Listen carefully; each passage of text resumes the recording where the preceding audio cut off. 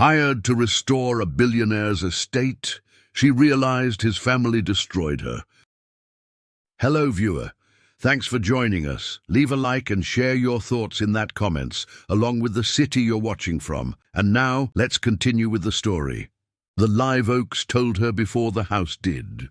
Wren Calloway slowed the truck at the iron gate and stared through the windshield at the canopy of Spanish moss she had seen in photographs 5 years ago. Photographs she had burned. The estate called Tidewater sat at the end of a crushed shell drive that curved through 300 acres of salt marsh and overgrown formal gardens on St. Helena Island, South Carolina. She had never been here, but she knew this place the way a person knows the face of someone who ruined them. "Mama, is that the ocean?" Juniper pressed her nose against the passenger window. 7 years old, dark curls wild from the drive, green eyes wide. "That is a tidal creek." Wren shifted into park. "The ocean is past the marsh. Can we go see it? After I talk to whoever lives here." "Who lives here?" Wren did not answer. She gripped the steering wheel with both hands and read the brass plaque bolted to the gatepost. Tidewater, Est, 1847, Hale family.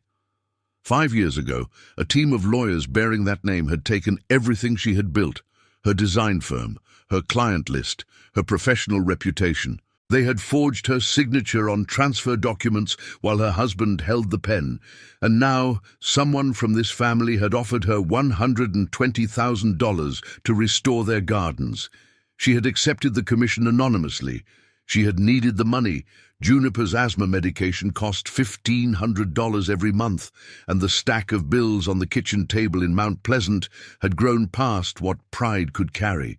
The legal intermediary who brokered the deal had never mentioned the client's name. Now she sat in her truck at the gate of the Hale family compound, and the name on the plaque hit her like a stone dropped into still water. "Mama!" Junie tugged her sleeve. "You are squeezing the wheel." Wren released her grip. She flexed her fingers. She pulled the truck forward through the gate. The drive wound through a corridor of live oaks so old their branches touched overhead. The formal gardens flanking the approach were visible beneath the overgrowth, boxwood hedges gone ragged, rose beds choked with Virginia creeper, a fountain basin cracked and dry. Wren's professional eye catalogued the damage automatically. 3 seasons of neglect, maybe 4. The bones were still good. The layout was classic English parterre adapted for low-country climate. Someone with taste had designed this originally. Someone with money had let it die. The main house appeared at the end of the drive. 3 stories of white clapboard, wraparound porches on 2 levels, 6 chimneys, black shutters, federal style, mid-19th century. The paint was peeling. One section of the second-floor railing sagged. But the proportions were right, and the setting, the house facing east toward the tidal creek, the salt marsh stretching out behind it like a green and gold carpet, was the kind of thing that made landscape architects reconsider their belief in a purely material world. Wren parked beside a mud-spattered pickup and a Volvo station wagon. She unbuckled Junie and lifted her down from the cab. "It is big," Junie whispered. "It is. Are we going to live here?" "We are going to work here for a little while." A man came around the side of the house, tall, broad-shouldered, sun-weathered, dark blonde hair that needed cutting, rubber boots, a field notebook in his back pocket. He walked like someone who spent more time outdoors than in, and he stopped 6 feet from the truck with his arms crossed and his chin slightly raised. "You are the landscape architect. Wren Calloway, Beckett Hale." He did not extend his hand. "My grandmother hired you." She processed the name. Hale, grandson. She had not expected to meet a family member on the first day. "She mentioned the gardens were in decline," Wren said carefully. "Decline." He looked at the overgrown boxwood behind him. "That is one word for it." "What word would you use?" "Abandoned." He turned back to her. Like most things on this property, the gardens, the house, the dock, my grandmother lives in 4 rooms of a 22-room house. The rest is closed off. Junie stepped out from behind Wren's leg. She looked up at Beckett with the direct stare only children have. Do you have a dog? Something shifted behind his eyes. Not warmth exactly, a crack in the composure. No dog. I have a son. He's around here somewhere. How old? 9. I am 7. Junie held up 7 fingers. Does he like birds? Beckett's arms uncrossed. He looked at Wren, then back at the girl. He likes birds more than people. Me too, Junie said. People are loud. Wren put her hand on Junie's shoulder. Go wait by the truck, sweetheart. Junie wandered toward the live oak nearest the drive and began inspecting the roots with the intensity of a forensic scientist. Wren watched her go, then turned back to Beckett. The commission specified a 12-week timeline for the formal gardens. Is there somewhere I can review the property boundaries and existing survey? There is a guest cottage past the kitchen garden. My grandmother prepared it for you. He paused. She has been planning this for a while. Planning what exactly? He studied her for a beat too long. Getting someone to fix what is broken around here. Wren held his gaze. I fix gardens, Mr. Hale, not families. Good. He turned toward the house. Because this family is past fixing. He disappeared around the corner. Wren stood in the crushed shell drive and listened to the sound of the marsh, the distant whisper of tide moving through cord grass, the call of a clapper rail somewhere in the reeds. Junie crouched under the live oak, talking to a lizard. The Hale family. The name that had appeared on every legal document that dismantled her life, the name her ex-husband had hidden behind while he forged her signature and walked away with everything she had designed. And now their grandmother had hired her to come here, had prepared a cottage, had been planning this for a while. Wren reached into the truck for her work bag. She slung it over her shoulder and walked toward the guest cottage. Her hands were steady. Her jaw was set. She did not check the locks on the truck. She checked them twice. The guest cottage sat behind the kitchen garden, a single-story structure with a tin roof and a porch that faced the tidal creek. Someone had swept it recently. The beds were made with white cotton sheets, and a glass jar of fresh magnolia blossoms sat on the kitchen table beside a folder labeled Tidewater Garden Restoration, Scope of Work. Wren set her bag on the floor and opened the folder. The scope was ambitious. Restore the formal English parterre to its original 1920s design. Rehabilitate the rose garden. Clear the overgrown wisteria pergola. Rebuild the fountain. Stabilize the garden wall along the eastern boundary. 12 weeks. $120,000. She spread the property map across the table and traced the garden boundaries with her finger. The formal gardens covered roughly 4 acres. The Salt Marsh Conservation Area, marked in green with the notation Beckett Hale, Program Director, bordered the entire eastern edge. She would be working next to his territory for 3 months. Junie had already found the porch swing. She was rocking back and forth, legs dangling, watching a brown pelican glide over the creek. Mama, can I explore? Stay where I can see you. Junie jumped down and headed for the kitchen garden. Within 30 seconds, she was crouching beside a row of overgrown herbs, pulling leaves and smelling them. Wren studied the map. The garden wall ran along the property's oldest section, where the original 1847 foundation stones met the 1920s formal layout. That wall would need the most work: mortar erosion, root infiltration, probable structural shifting. She would need to dismantle portions of it to assess the damage. A knock on the screen door. Beckett stood on the porch with his hands in his pockets. My grandmother would like to invite you and your daughter to dinner tonight. That is kind of her, but we are settled. She does not accept refusals. He looked past Wren at the scattered papers. You are reading the scope already. I always read the scope first. And Your grandmother wants the 1920s design restored, but the salt marsh has shifted the water table since then. Some of those original plant choices will not survive current conditions. He stepped inside without being invited. He picked up the map and studied it, his eyes tracing the same boundary she had marked. The eastern section floods twice a month during spring tides now. He set the map down. It did not do that in the 1920s. Exactly. Which means the formal parterre cannot be replicated as is. We will need to adapt the design for current hydrology. I will need your data on the water table. You are the marine biologist. He leaned against the doorframe and crossed his arms. My data is for the conservation program, not for garden decoration.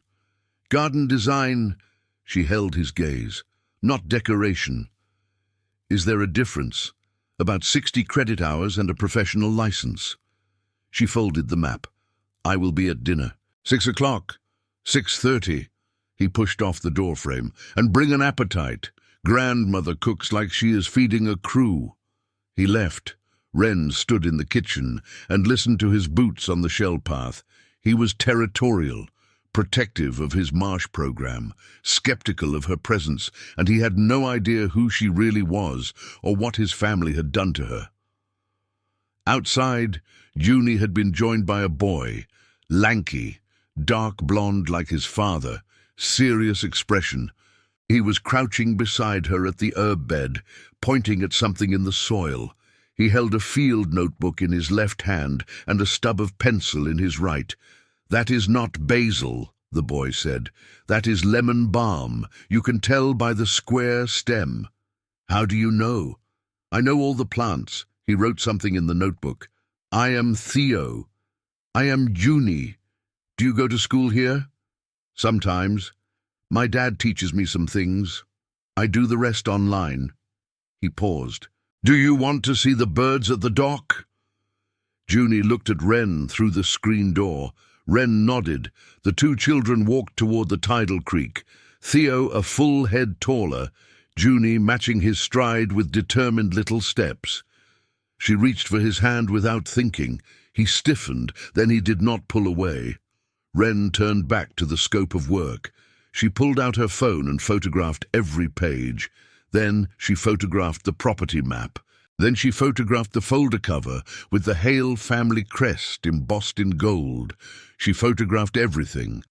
She had learned that lesson 5 years ago when a stack of signed documents disappeared from her office overnight and reappeared with someone else's name on them. Nothing in this house would exist without a copy. Dinner was at 6:30 in the main house dining room. Emmeline Hale sat at the head of a mahogany table that could seat 12 and served baked chicken, butter beans, collard greens, and cornbread from dishes that looked older than the house. Her hands trembled when she passed the cornbread basket, but her eyes were steady and sharp. You found the cottage adequate? Emmeline asked. More than adequate. Thank you, Mrs. Hale. Emmeline, please. She set down her fork. You will be here 12 weeks. I do not stand on formality with people who are restoring my garden.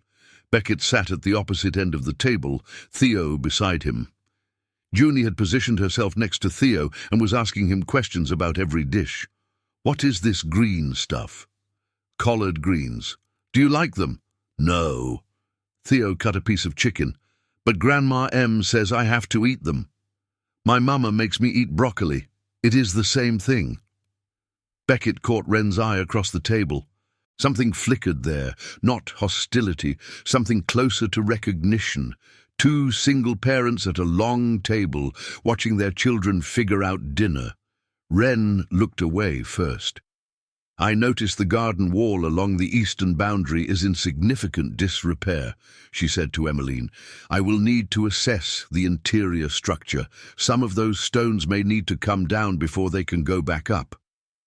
Emmeline's hand paused mid-reach for her water glass. The tremor in her fingers was more pronounced than it had been that afternoon.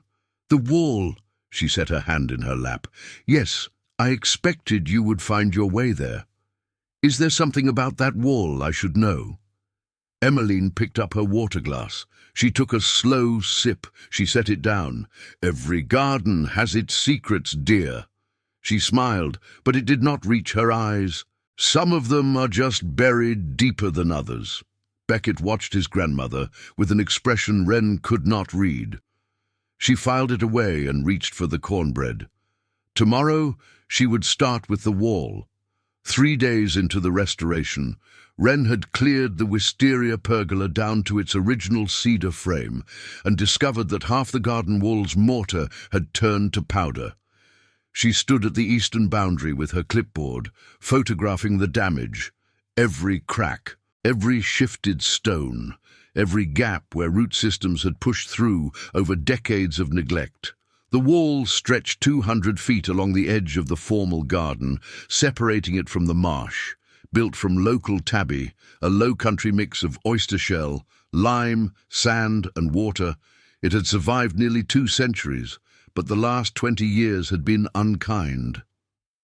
Marcus Webb appeared beside her, carrying a wheelbarrow of cleared brush. 6'3", dark-skinned, a straw hat pushed back on his head. He had been at Tidewater for 15 years, and he worked the way old trees grow, steady, unhurried, rooted. He set the wheelbarrow down and looked at the wall. "Going to need to take some of that apart before you can put it back together." "That is what I am afraid of. Nothing wrong with taking things apart." He handed her a pair of pruning shears. "Long as you remember how they go back." She took the shears. "How long have you been here, Marcus?" 15 years. He adjusted his hat. "Long enough to know where the trouble spots are." "And the wall?" "The wall has been waiting for someone who knows what they are looking at." He lifted the wheelbarrow handles. "I would say it found the right person."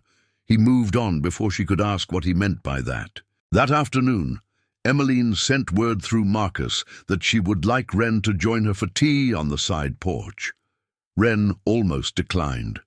She had spent 3 days avoiding anything beyond professional exchanges with the Hale family. But refusing the matriarch of the estate where she was living and working seemed like a strategic error.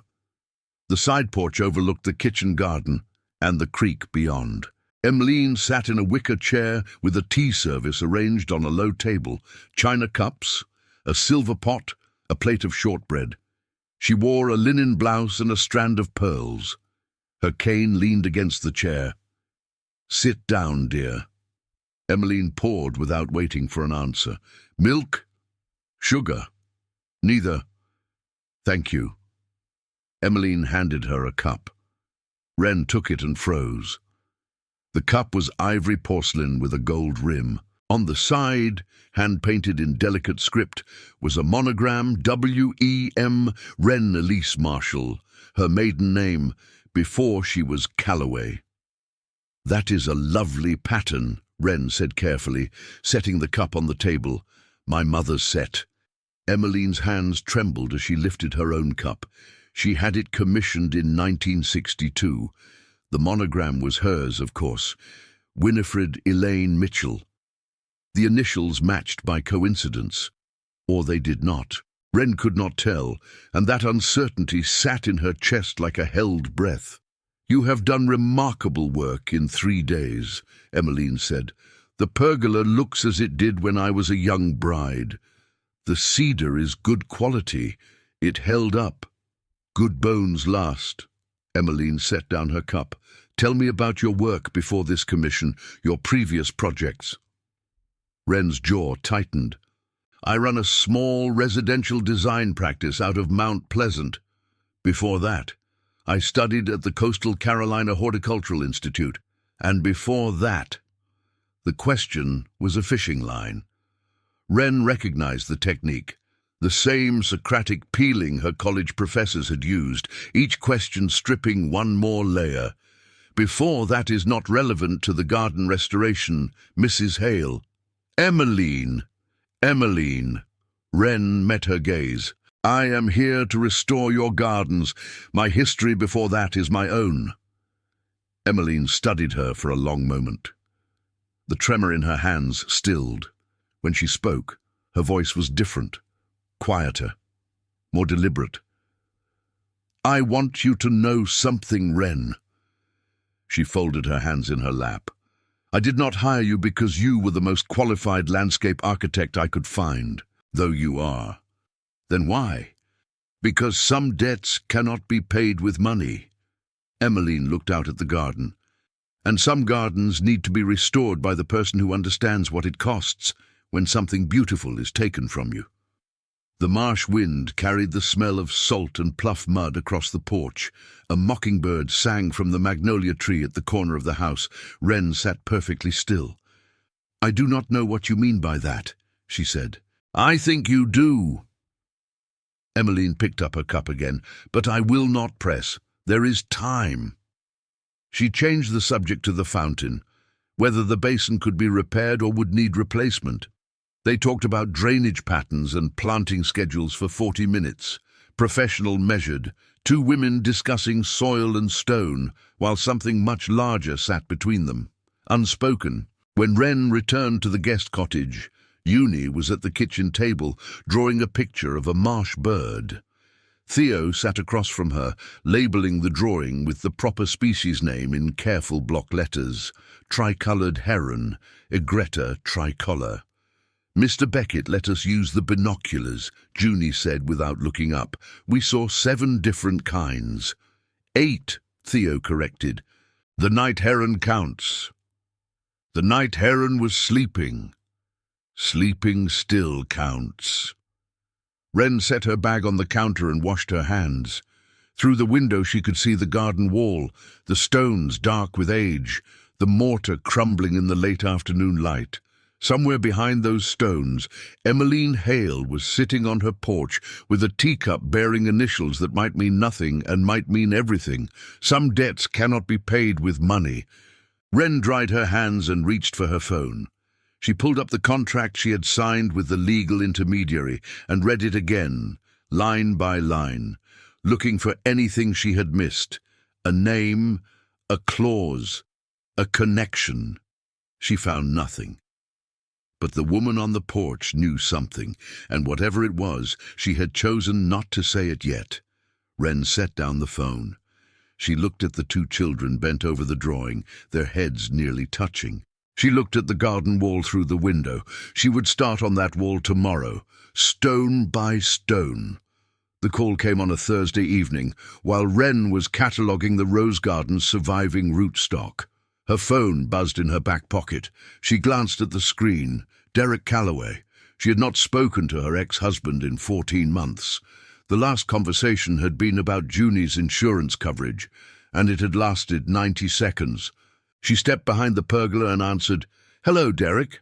I hear you are at Tidewater." The casualness in his voice was engineered.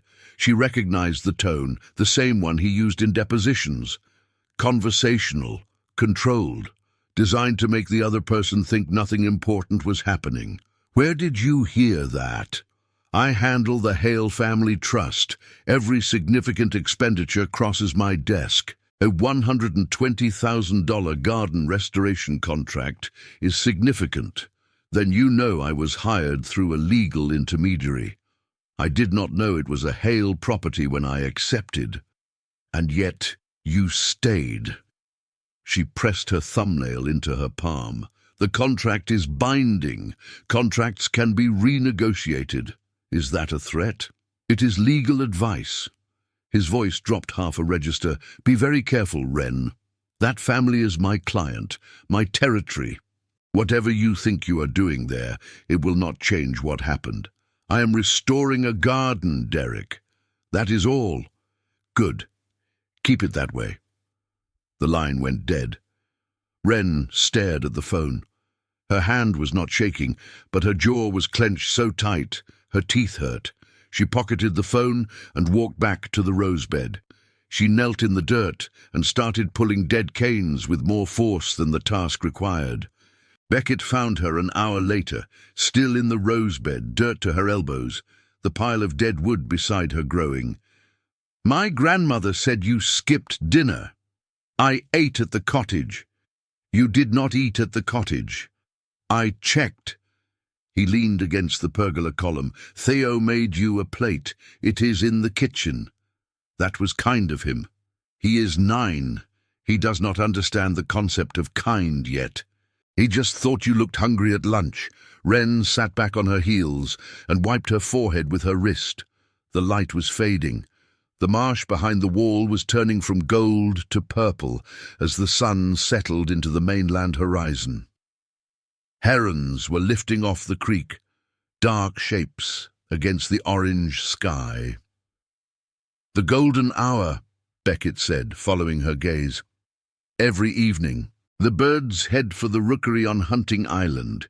It is beautiful. Hannah used to say the same thing." He paused. Wren heard the catch in his voice. "My wife, she loved watching the herons fly at sunset. She passed 3 years ago. Car accident on Route 21.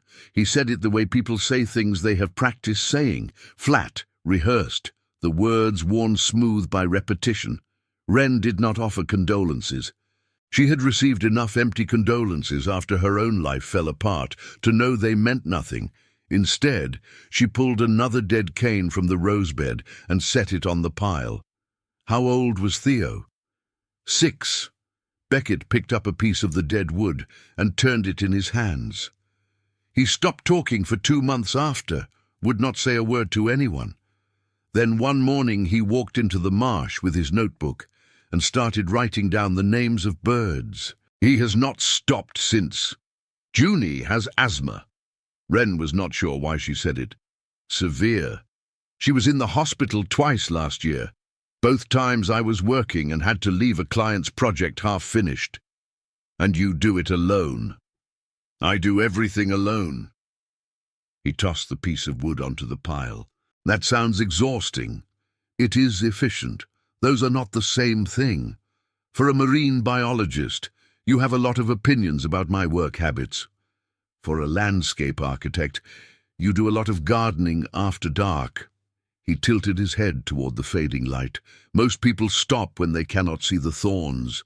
I see the thorns fine. I noticed." He looked at her hands, scratches across her knuckles, dirt under every nail. "You could wear gloves." "Gloves slow me down.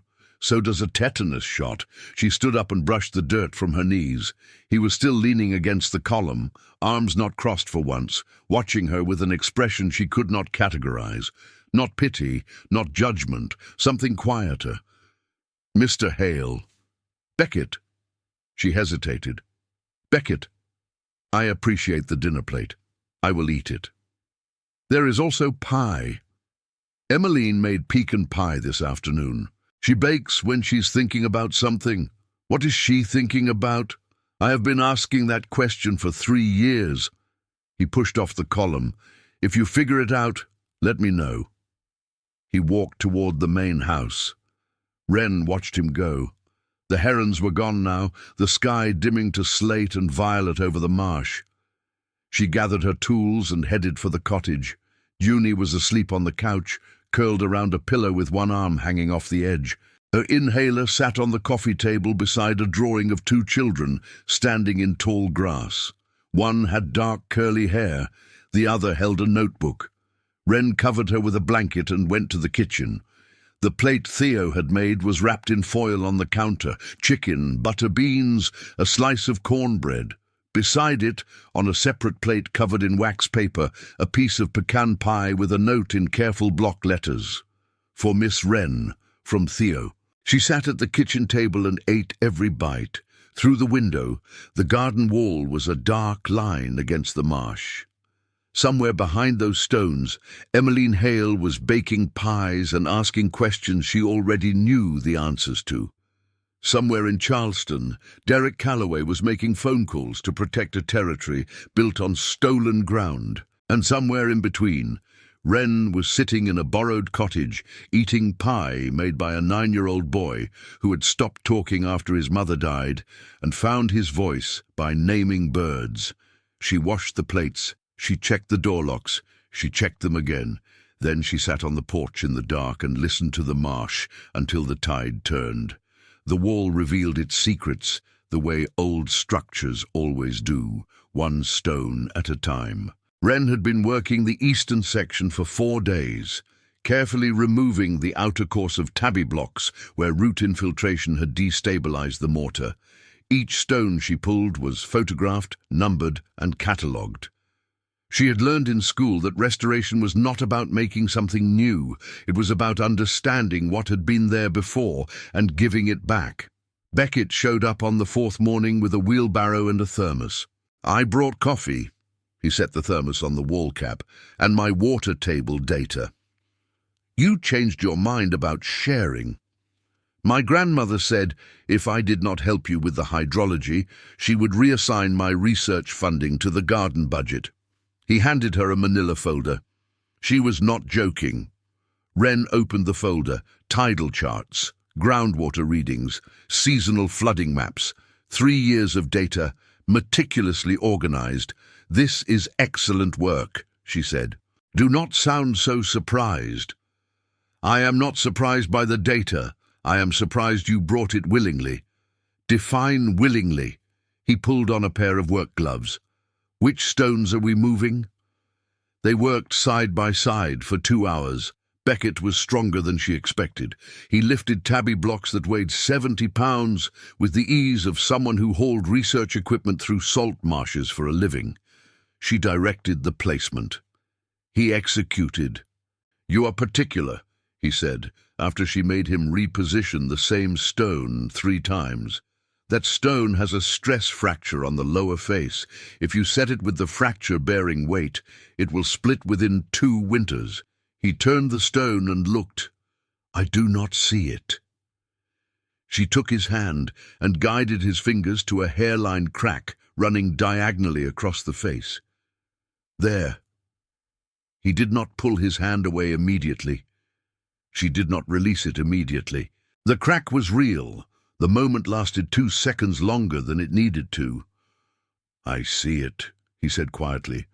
She let go and picked up the next stone. Down the path, Uni and Theo sat in the shade of a palmetto, weaving flower crowns from the wild lantana that grew along the kitchen garden fence. Uni was teaching Theo the technique, loop, twist, pull through. "You are doing it wrong," Uni said. "There is no wrong way to weave a flower. There is if you want it to stay on your head." She adjusted his grip. "My mama taught me. She knows everything about plants." Theo looked toward the wall where Wren and Beckett were working. "My dad knows everything about marshes." "What is a marsh?" "It is where the land and the water cannot decide who gets to be in charge." Uni considered this. "That sounds like my mama and your dad." From the wall, Wren heard Beckett make a sound she had not heard before. A laugh, short, low, mostly swallowed, but real. She kept her eyes on the stones. By noon, they had cleared a 12-foot section of the outer course. The interior structure was visible now, the original 1847 foundation stones, darker and denser than the later additions. The mortar between them was different, too. Hand-mixed lime putty, not the Portland cement used in the 20th century repairs. "This section is older than the rest," Wren said, running her hand along the interior face. "The original builders used a different binding technique. The house foundation is the same, tabby and lime putty." Beckett crouched beside her. "My great-great-great-grandfather built this wall. According to family legend, he hid a time capsule in the foundation when the house was completed. Did anyone ever find it?" "My grandfather looked for years, never found anything." Wren pressed her fingers into a gap between 2 foundation stones where the putty had crumbled completely. The gap went deep, deeper than it should for a simple mortar joint. She reached in and felt something solid, metal, rectangular, cool against her fingers. She pulled her hand out and looked at Beckett. He was watching her with an expression she could not read. "There is something in there," she said, "in the wall. Behind the foundation stones, something metal." Beckett looked at the gap. "It could be anything. Old hardware. A junction box from when they ran electrical." It is not hardware. She reached in again and got her fingers around the edge. She pulled. The object resisted, then slid free. A sealed metal box, roughly the size of a hardcover book, coated in patina and grime. No rust. Whoever placed it had chosen a material that would survive. She set the box on the wall cap between them. They both stared at it. "That is not a time capsule," Beckett said. "No." Wren brushed dirt from the surface. The box had a simple latch, no lock, no key, just a metal clasp. "Are you going to open it?" She looked at the main house.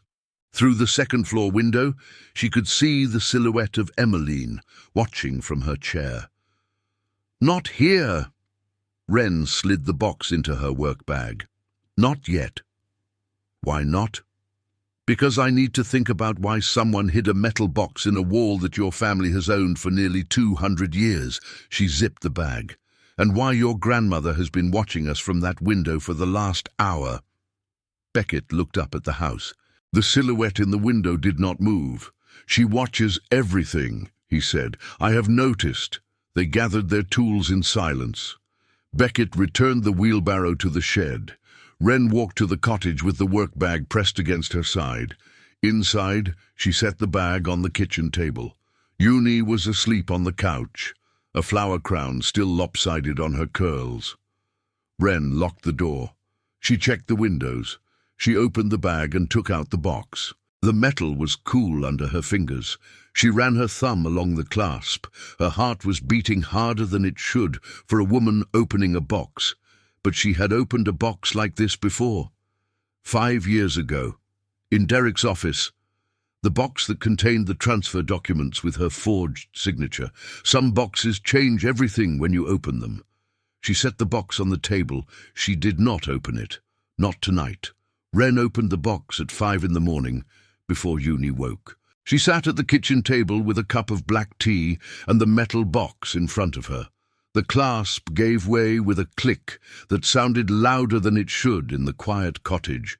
Inside, wrapped in a sheet of wax paper that had kept the moisture out for 5 years, was a stack of documents. She lifted the stack and set it on the table. The first document was a corporate transfer agreement. Callaway Hale Design Associates, transfer of intellectual property rights to Hale Family Trust. Dated November 12th, 2019. She had seen this document before. A copy of it had been presented during the divorce proceedings as proof that she had voluntarily transferred her share of the firm. But this was not the copy. This was the original. And the signature at the bottom, the one that read Wren Elise Callaway in looping cursive, was not her handwriting. She had known that for 5 years. She had told her lawyer, she had told the judge, she had told anyone who would listen, and no one had believed her because Derek's attorneys had produced 3 handwriting analyses that confirmed the signature was authentic. But those analyses had been performed on the copy, not the original. She held the page up to the kitchen window and looked at the ink in the early morning light. The strokes were too smooth, too even. The pressure was consistent throughout, not the slight variation that natural handwriting produces, a skilled forgery, but a forgery nonetheless. Beneath the transfer agreement were 2 more documents. A notarized statement from a forensic document examiner in Savannah, dated February 2020, 6 months after the transfer, identifying the signature as highly probable forgery based on ink deposition patterns inconsistent with natural handwriting, and a second notarized letter signed by Emmeline Rose Hale, stating that she had witnessed the preparation of the transfer documents and that Wren Callaway had not been present when the signature was applied. Wren set the documents down.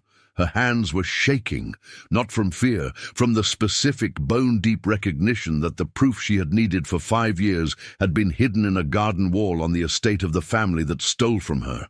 She photographed every page, front and back, close-ups of the signature, close-ups of the notarizations. She uploaded the images to her cloud storage. She emailed copies to herself at 3 separate addresses. Then she called Dolores. The phone rang 4 times. "Wren, it is not even 6 in the morning." "I found it." "Found what?" "Proof. The original transfer document with the forged signature, plus a forensic examination and a notarized statement from the matriarch of the Hale family confirming the forgery." Silence on the other end. Then Dolores said, very quietly, "Where?" "Hidden in a wall on the Hale estate, in a sealed metal box." "And who put it there?" "I think Emmeline Hale did, the matriarch. She hired me to come here, Dolores. She has been planning this." Another silence. "Planning what?" "I do not know yet. That is what scares me." "Wren." Dolores's voice shifted from sleepy to the tone she had used for 30 years with students who needed to hear a hard truth. "You are holding the evidence that could clear your name and recover what was taken from you. Whatever that old woman is planning, that is separate from what you decide to do with those documents. What if she is manipulating me? Then you still have the documents. A manipulator handing you real evidence is still handing you real evidence." A pause. "Come home if you need to." "I cannot. The contract." "Forget the contract. Come home." "The contract pays for Uni's medication for the next 8 months. Dolores sighed. "Then stay. But keep those photographs somewhere safe, and do not trust anyone in that house." Wren ended the call and sat at the table until the sun cleared the marsh and turned the kitchen golden. Uni stirred on the couch, coughed once, and rolled over. At 7:30, Wren walked to the main house and found Emmeline on the side porch. The old woman was already dressed, tea set out, hands folded in her lap. She looked up when Wren appeared on the steps, and something in her expression was different from every morning before. Expectation, relief, fear. "You opened the box," Emmeline said. "You knew it was there." "I put it there." Emmeline's hands trembled on the arms of her chair. 18 months ago, after I received the forensic examiner's report, I hid it in the wall because I was not ready, and because the wall was the one place on this property that no one touches, until you hired someone to restore it. Until I hired the right person to find it. Wren set her phone on the table between them. The photographs loaded on the screen. "Why?" Emmeline looked at the phone but did not touch it. "Because I signed that document, Wren, 5 years ago. My husband was dying. Derek told me the firm's debts would destroy the trust. He said you had agreed to the transfer. I did not verify. I signed because I was afraid, and because it was easier to believe him than to question." She paused. 6 months later, I found out the truth. By then, Charles was dead and Derek had made himself indispensable. And you did nothing. "I did one thing." Emmeline met her eyes. "I funded the scholarship that got you into the Coastal Carolina Horticultural Institute, anonymously, through a trust account that Derek does not know about." The kitchen garden, the morning birdsong, the tidal creek moving behind the property, all of it kept going, while Wren stood on the porch and absorbed the fact that the woman who had helped destroy her career was also the woman who had saved it. "I do not know what you expect me to do with this," Wren said. "I expect you to do whatever you need to do." Emmeline's voice cracked for the first time. "But I am not demanding, I am asking that you let my grandson learn the truth from me, not from a courtroom." "Why?" "Because Beckett does not know any of this, and he will not survive hearing it from a stranger." Wren picked up her phone. She slid it into her pocket. "I will think about it," she said. She walked back to the cottage. Her hands were not shaking anymore, but her chest felt like someone had opened a door that had been sealed for 5 years, and all the pressure behind it was rushing out at once. She sat on the cottage porch and looked at the garden wall, stone by stone. That evening, Wren walked the garden alone. The formal paths were still choked with overgrowth, but she had cleared enough to follow the original layout. The parterre unfolded in symmetrical quarters around the dry fountain basin, each section bordered by boxwood hedges that had grown wild. The moon was half full over the marsh, casting the garden in silver and shadow. She had spent the day processing what Emmeline had told her: the forgery, the fear, the scholarship, 5 years of silence, followed by a sealed box in a garden wall. Emmeline Hale had not simply confessed, she had orchestrated. She had planned every step: the anonymous commission, the cottage, the wall restoration that would lead Wren directly to the evidence. But she had also been the one who signed the document that transferred everything Wren had built. The marsh wind carried the smell of pluff mud and salt. Somewhere in the reeds, a night heron called, "You are going to wear a path in the shell." Beckett stood at the edge of the parterre with his hands in his pockets. She had not heard him approach. "How long have you been standing there?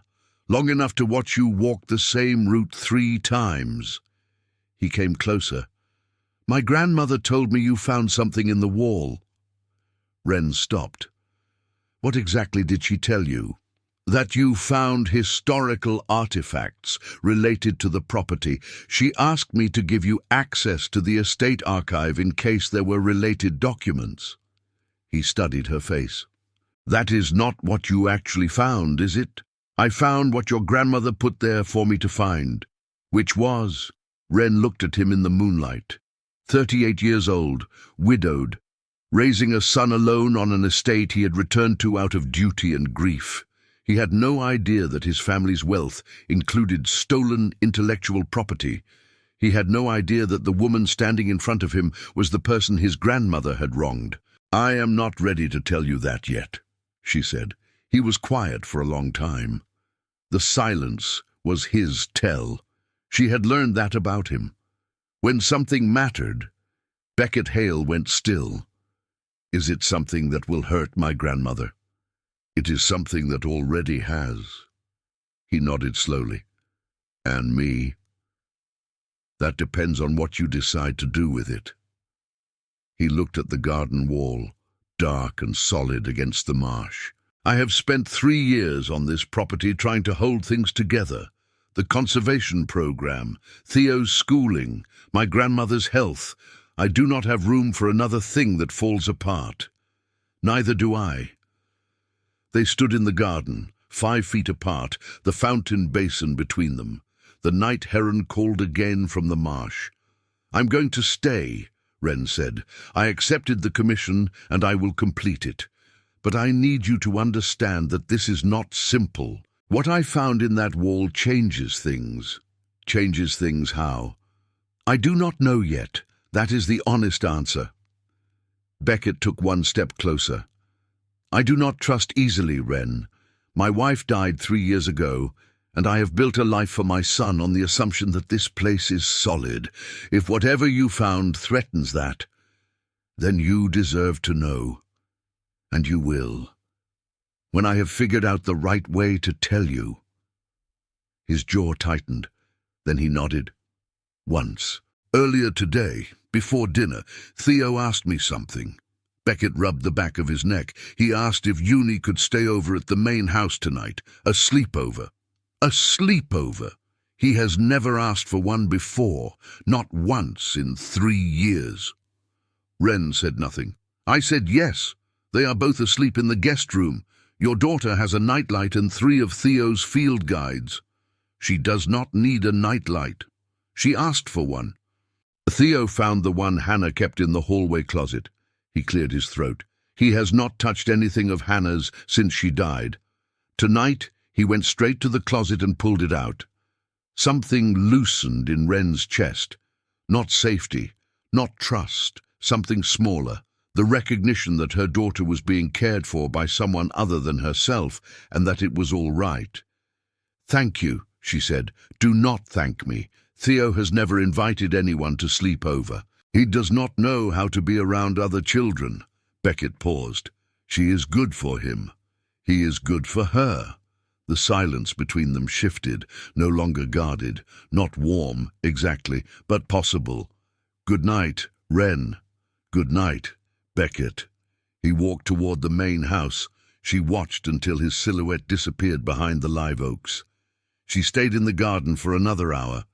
She sat on the fountain basin edge and looked at the stars and the marsh and the old wall and tried to figure out what she was going to do. Emmeline had given her the evidence. The photographs were backed up in 3 locations. She could contact a forensic attorney, she could file a claim, she could take back everything that had been stolen. But doing so would blow apart the family of the man whose son had just given her daughter 3 field guides and a nightlight. And Emmeline had asked her, not demanded, asked, to let Beckett hear the truth from family first. Wren pulled her knees to her chest and sat on the cold stone. The tide was going out.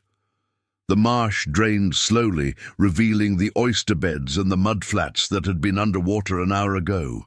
Everything hidden becoming visible as the water retreated. That was what she was doing here.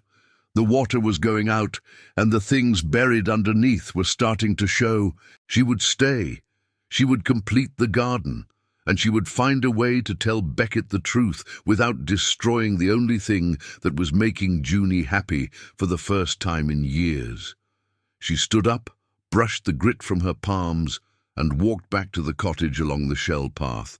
She did not check the locks. She only checked them once. The next Saturday, Beckett invited Wren and Junie to dinner at the cottage instead of the main house. He said he would cook. "You cook?" Wren had been skeptical. "I survive," he had shrugged. "There is a difference." He arrived at 6 with 2 grocery bags, Theo trailing behind with a cooler. Within 20 minutes, the cottage kitchen smelled like burnt garlic and optimism. "The recipe said medium heat," Beckett muttered, scraping blackened shrimp from a cast-iron skillet. "I am fairly certain I used medium heat." "That was high heat." Wren leaned against the counter with her arms crossed. "And you put the shrimp in before the pan was hot enough. They steamed instead of searing. Is there a rescue protocol?" "Move!"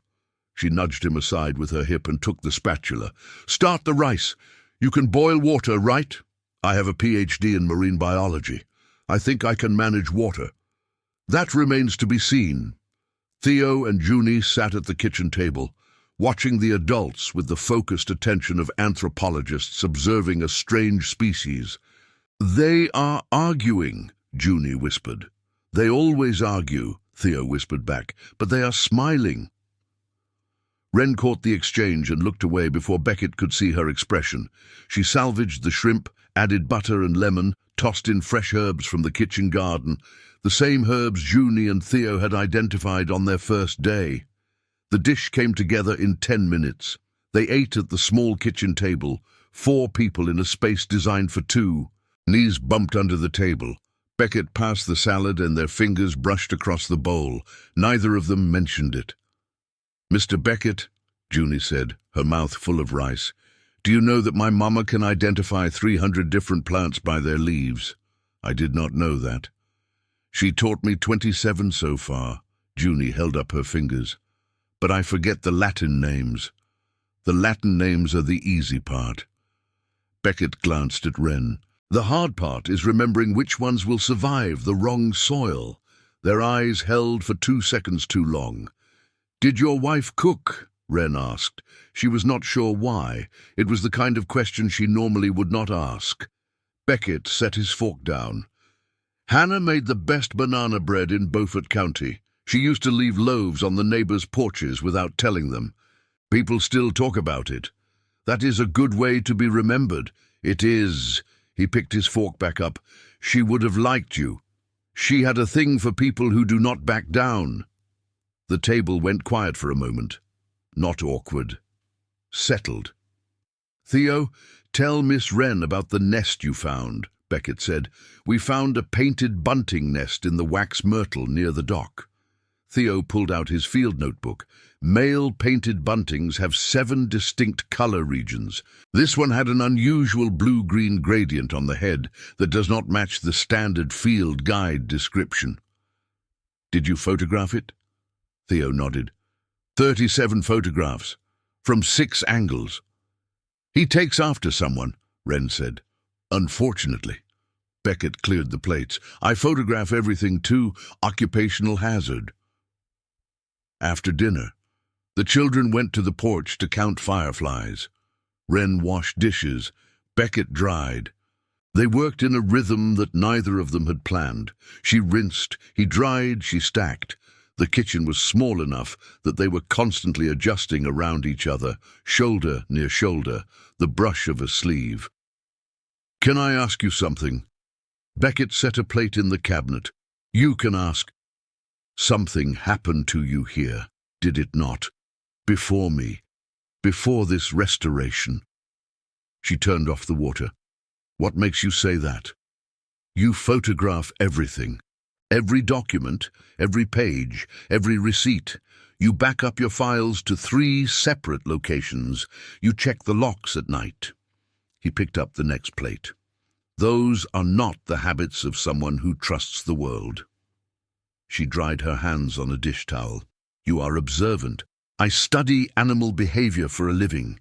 Humans are just animals with better excuses. He set the plate in the cabinet and reached for the next one. Take marsh birds. When they sense a predator, they go still. They do not flee. They freeze and observe until they know exactly where the threat is. And what does that have to do with me? You have been observing this place since you arrived. Very carefully, very still. He turned to face her. I just wonder what predator you are watching for. She almost laughed. Almost. She turned to face him. Yes, something happened. Not here, specifically. But connected to this place. To your family's name. What kind of something? The kind that costs a person everything they built. She folded the towel. I am not ready to explain it, but I will be soon. He studied her face. Whatever he saw there, the set of her jaw, the steadiness of her gaze, the way her hands gripped the folded towel. He did not push. When you are ready, he said, I will listen. He called for Theo. The boy came inside carrying 3 fireflies in a mason jar. They are for Junie, Theo said. She wants a nightlight that blinks. Junie appeared behind him, her face lit by the soft green glow of the jar. She looked up at Wren with an expression that Wren had not seen in months. Pure, uncomplicated happiness. Can I keep them tonight, Mama? Theo said they will be fine until morning if I poke holes in the lid. You can keep them tonight. Beckett and Theo left through the porch door. At the threshold, Beckett turned back. Wren, yes, whatever it is, whatever happened, you should know that I am not the kind of person who runs from hard truths. He paused. I lost my wife. I know what it is like when the ground drops out. I do not run. He stepped off the porch and walked into the dark, with Theo beside him. Wren stood in the doorway and watched them go. The fireflies in Junie's jar pulsed on the kitchen table. The marsh was quiet except for the distant sound of the tide. She closed the door. She did not check the lock. For the first time since she arrived at Tidewater, she did not check it at all. Cordelia Hale drove up the Tidewater Drive in a silver convertible with the top down and a pair of oversized sunglasses that cost more than Wren's monthly rent. Delia is here, Beckett said, standing at the garden wall with a wheelbarrow of cleared stone. His tone was neutral, which Wren had learned meant complicated. Your sister? My sister. She lives in Savannah. Interior design. She shows up when she senses drama, which is roughly every 6 weeks. Delia parked beside Wren's truck, stepped out, and surveyed the garden restoration with the critical eye of someone who evaluated visual spaces for a living. You have been busy. She pushed her sunglasses up into dark hair that was Beckett's coloring, but cut sharp at the jaw. The pergola looks incredible. Who did the cedar restoration? I did, Wren said. Yourself. That is at least 80 hours of handwork. 92, Delia tilted her head. Grandmother hired a perfectionist, smart woman. Grandmother hired exactly who she wanted to hire, Beckett said. He picked up the wheelbarrow and headed for the shed. Delia watched him go, then turned to Wren. He likes you. He tolerates me. For Beckett, that is the same thing. She looked at the garden wall. Can I see the restoration plan? I do historic interiors. I want to see how you are handling the tabby. They walked the eastern boundary together. Delia asked precise questions. Mortar composition, drainage strategy, structural load analysis. She was smart. She was also watching Wren with the same quiet assessment Emmeline used. You know why my grandmother really hired you, Delia said. It was not a question. Wren stopped walking. What makes you say that? Because I know my grandmother. She does not spend $120,000 on a garden without a reason that has nothing to do with gardens. Delia leaned against the wall. And because 5 years ago, something happened with the family trust that nobody talks about. A business transfer that smelled wrong. I asked questions at the time. I was told to stop asking. Let us play a little game with those who only read the comments. Type Magnolia in the comments. Only those who made it this far will understand. Now let us continue with the story. Wren looked at the marsh. The tide was coming in, the water creeping across the mud flats in silver sheets. What kind of questions did you ask? I asked why a landscape architecture firm was being absorbed into a family real estate trust. I asked why the founder's signature on the transfer documents looked different from the signature on the original partnership agreement. And I asked why Derek Calloway suddenly had a corner office in the trust's Charleston building. Nobody answered. My grandfather was dying. My father said it was not the time. Derek said it was a routine restructuring. And grandmother... Delia paused. Grandmother looked at me like she was going to tell me something, and then she did not. She told me, Wren said. Delia was quiet for a long time. You are the founder. I am the founder. And the signature was forged. Yes. Delia removed her sunglasses and cleaned them on her shirt. Her hands were steady, but her jaw was tight. I always knew that contract smelled wrong. I just did not want to be the one to say it. Your grandmother put the original documents in the garden wall, the forged signature, a forensic analysis, and her own notarized confession. Of course she did. She hid the truth in a wall and then hired the one person who would find it. Delia shook her head.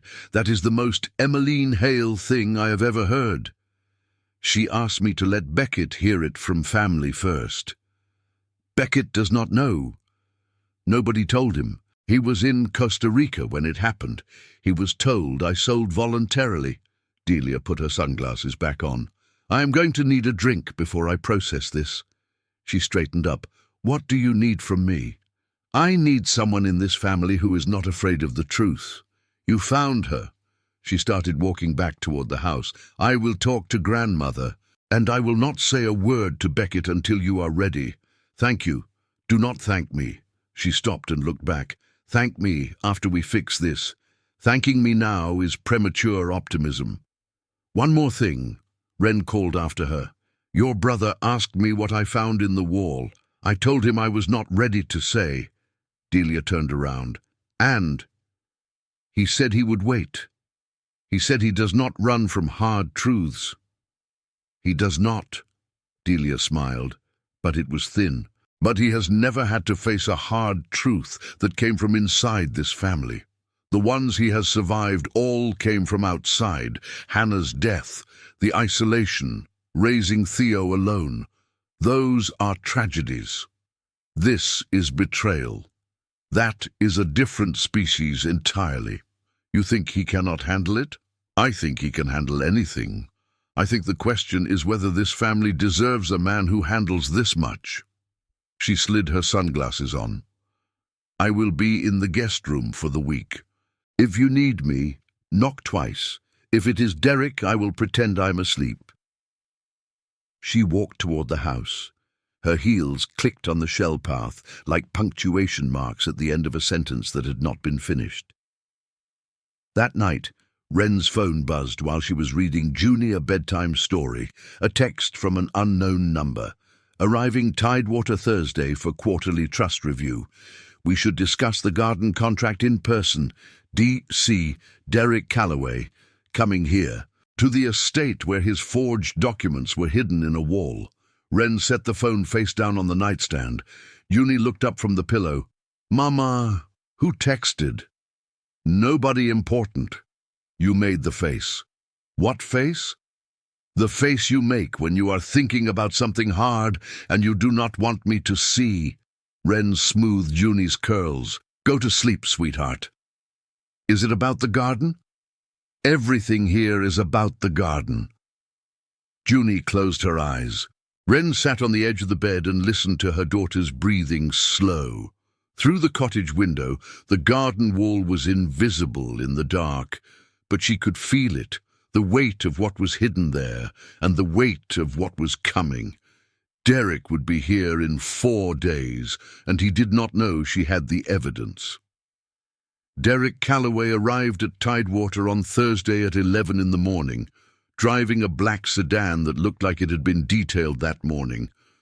He parked in front of the main house, adjusted his cufflinks, and walked up the porch steps like a man who believed he owned the place. Wren was working the garden wall when she heard the engine. She set down her trowel and watched from behind the pergola. He looked the same, tailored suit, square jaw, the walk that said every room was his the moment he entered it. She had married that walk once. She had believed the confidence was real. Now she knew it was architecture, designed to hold up a man who had nothing solid underneath. He did not see her. He went straight inside. Marcus appeared beside her with a wheelbarrow. "That is the trust attorney. I know who he is." Marcus set the wheelbarrow down. "Mrs. Hale told me to give you this." He reached into his pocket and pulled out a small brass key. "For the library filing cabinet, 3rd drawer. She said you would know what to do with it." Wren took the key. "What is in the 3rd drawer?" "I did not ask." Marcus picked up the wheelbarrow. "And she did not tell me." He walked away. Wren put the key in her pocket and went back to work. 2 hours later, Derek found her. He came around the side of the house with his jacket off, sleeves still buttoned, and stopped at the edge of the garden with his hands in his pockets. The same posture, the same calculated casualness. "The restoration is impressive." He looked at the cleared pergola, the rehabilitated rose beds, the rebuilt section of wall. "You always were talented, Wren. What do you want, Derek?" "I want to understand why Emmeline hired you. Because I am a landscape architect, and she needed her garden restored. There are 200 landscape architects within driving distance of Beaufort. She chose the one who used to be married to me." He stepped closer. "That is not a coincidence. Take it up with your client." "I am taking it up with you." His voice dropped, the courtroom tone. "What did she tell you?" "She told me about the garden's history. The original 1920s design, the plant varieties, the drainage issues." Wren pulled off her work gloves. "What would you expect her to tell me?" "I expect her to tell you exactly what she wants you to hear." He looked at the garden wall. "Emmeline is 81 years old, with early-stage Parkinson's. She's not always lucid. If she said anything about the family trust or about our past, you should consider the source." "Are you questioning your own client's competency?" He flinched. Barely. A micro-movement around his eyes that Wren caught because she had spent 4 years learning every twitch in that face. "I am protecting her interests." "You are protecting your interests, Derek. There is a difference." He adjusted his right cufflink, his tell. I am here for 2 days. I will be reviewing the trust accounts, the garden contract, and any communications between you and Emmeline. If there is anything you want to disclose voluntarily, now would be the time. I have nothing to disclose. Good. He turned toward the house. Keep it that way. He went inside. Wren stood in the garden and pressed her thumbnail into her palm until the skin turned white. That evening, while Derek was meeting with Emmeline in the library, Wren used the brass key. The filing cabinet was in the hallway outside the library door. Third drawer, inside, beneath a stack of old Garden Society newsletters, was a manila folder labeled Callaway Hale Design Associates, Original Partnership Agreement. She opened it. The original partnership document, signed by both Wren and Derek in 2014, with both signatures in their authentic handwriting, dated 4 months before their wedding. Wren compared the signature on the partnership agreement to the photograph of the forged signature on the transfer document she had found in the wall. The differences were obvious. Stroke pressure, letter spacing, the curve of the lowercase y. Side by side, even without forensic training, the forgery was visible. She photographed the partnership agreement, every page, both signatures, the date. She slid the folder back into the drawer, locked it, and returned the key to her pocket. From inside the library, she could hear Derek's voice, low, measured, professional. Emmeline's responses were quieter. Wren could not make out the words, but through the crack in the library door, she saw something that stopped her. Emmeline's hands were on the desk, both hands flat, not trembling, and she was looking at Derek with an expression that was not confusion or compliance. It was patience. The kind of patience a woman has when she knows exactly what she is doing and is waiting for the right moment to do it. Wren walked back to the cottage in the dark. Junie was asleep. The firefly jar from Theo sat empty on the windowsill. They had released the fireflies that morning, Junie insisting they deserved to go home. She sat on the porch and looked at her phone. The photographs were backed up. The partnership agreement, the forged signature, the forensic analysis, Emmeline's confession. She had everything she needed. The next morning, she walked to the main house to return the brass key to Marcus. But Marcus was not at the shed. He was standing outside the library, with his arms at his sides and his face set like stone. What happened? Mr. Callaway searched the filing cabinet this morning, found the third drawer open. The partnership agreement folder is gone. Wren's stomach dropped. The key was in my pocket all night. He did not need a key. He used a letter opener. Marcus looked at the splintered wood around the lock. Found the garden wall documents too. Mrs. Hale kept copies in the library safe. He found those first. Where are they now? He put everything through the shredder in the office. Then he burned the shredder bag in the fire pit behind the kitchen. Marcus paused. I watched from the window. He did it at 6 in the morning, before anyone was up. Wren leaned against the hallway wall.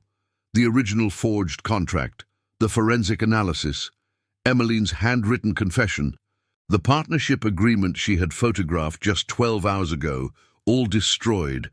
But Derek did not know about the metal box from the wall. He did not know Wren had found it first. And he did not know she had photographed everything, every page, every signature, every notarization, and uploaded the images to 3 separate locations. Derek Callaway had burned the originals, and Wren Callaway still had every word. The call came at 2 in the afternoon, while Wren was on her knees in the rose bed, Junie's school nurse. Wren's hands went still before the second ring. Mrs. Callaway, Juniper is having difficulty breathing. We have administered her rescue inhaler, but her oxygen levels are dropping. We are calling an ambulance. Wren dropped the trowel. She was in the truck and pulling out of Tidewater's gate within 90 seconds. The drive to Beaufort Memorial Hospital took 22 minutes. She drove it in 16. Junie was in the emergency department when Wren arrived. small body on a white bed, nebulizer mask over her face, pulse oximeter on her finger. Her green eyes were wide and scared above the mask. Wren took her hand. "I am here, sweetheart." "Mama." Junie's voice was muffled and thin. "I could not breathe."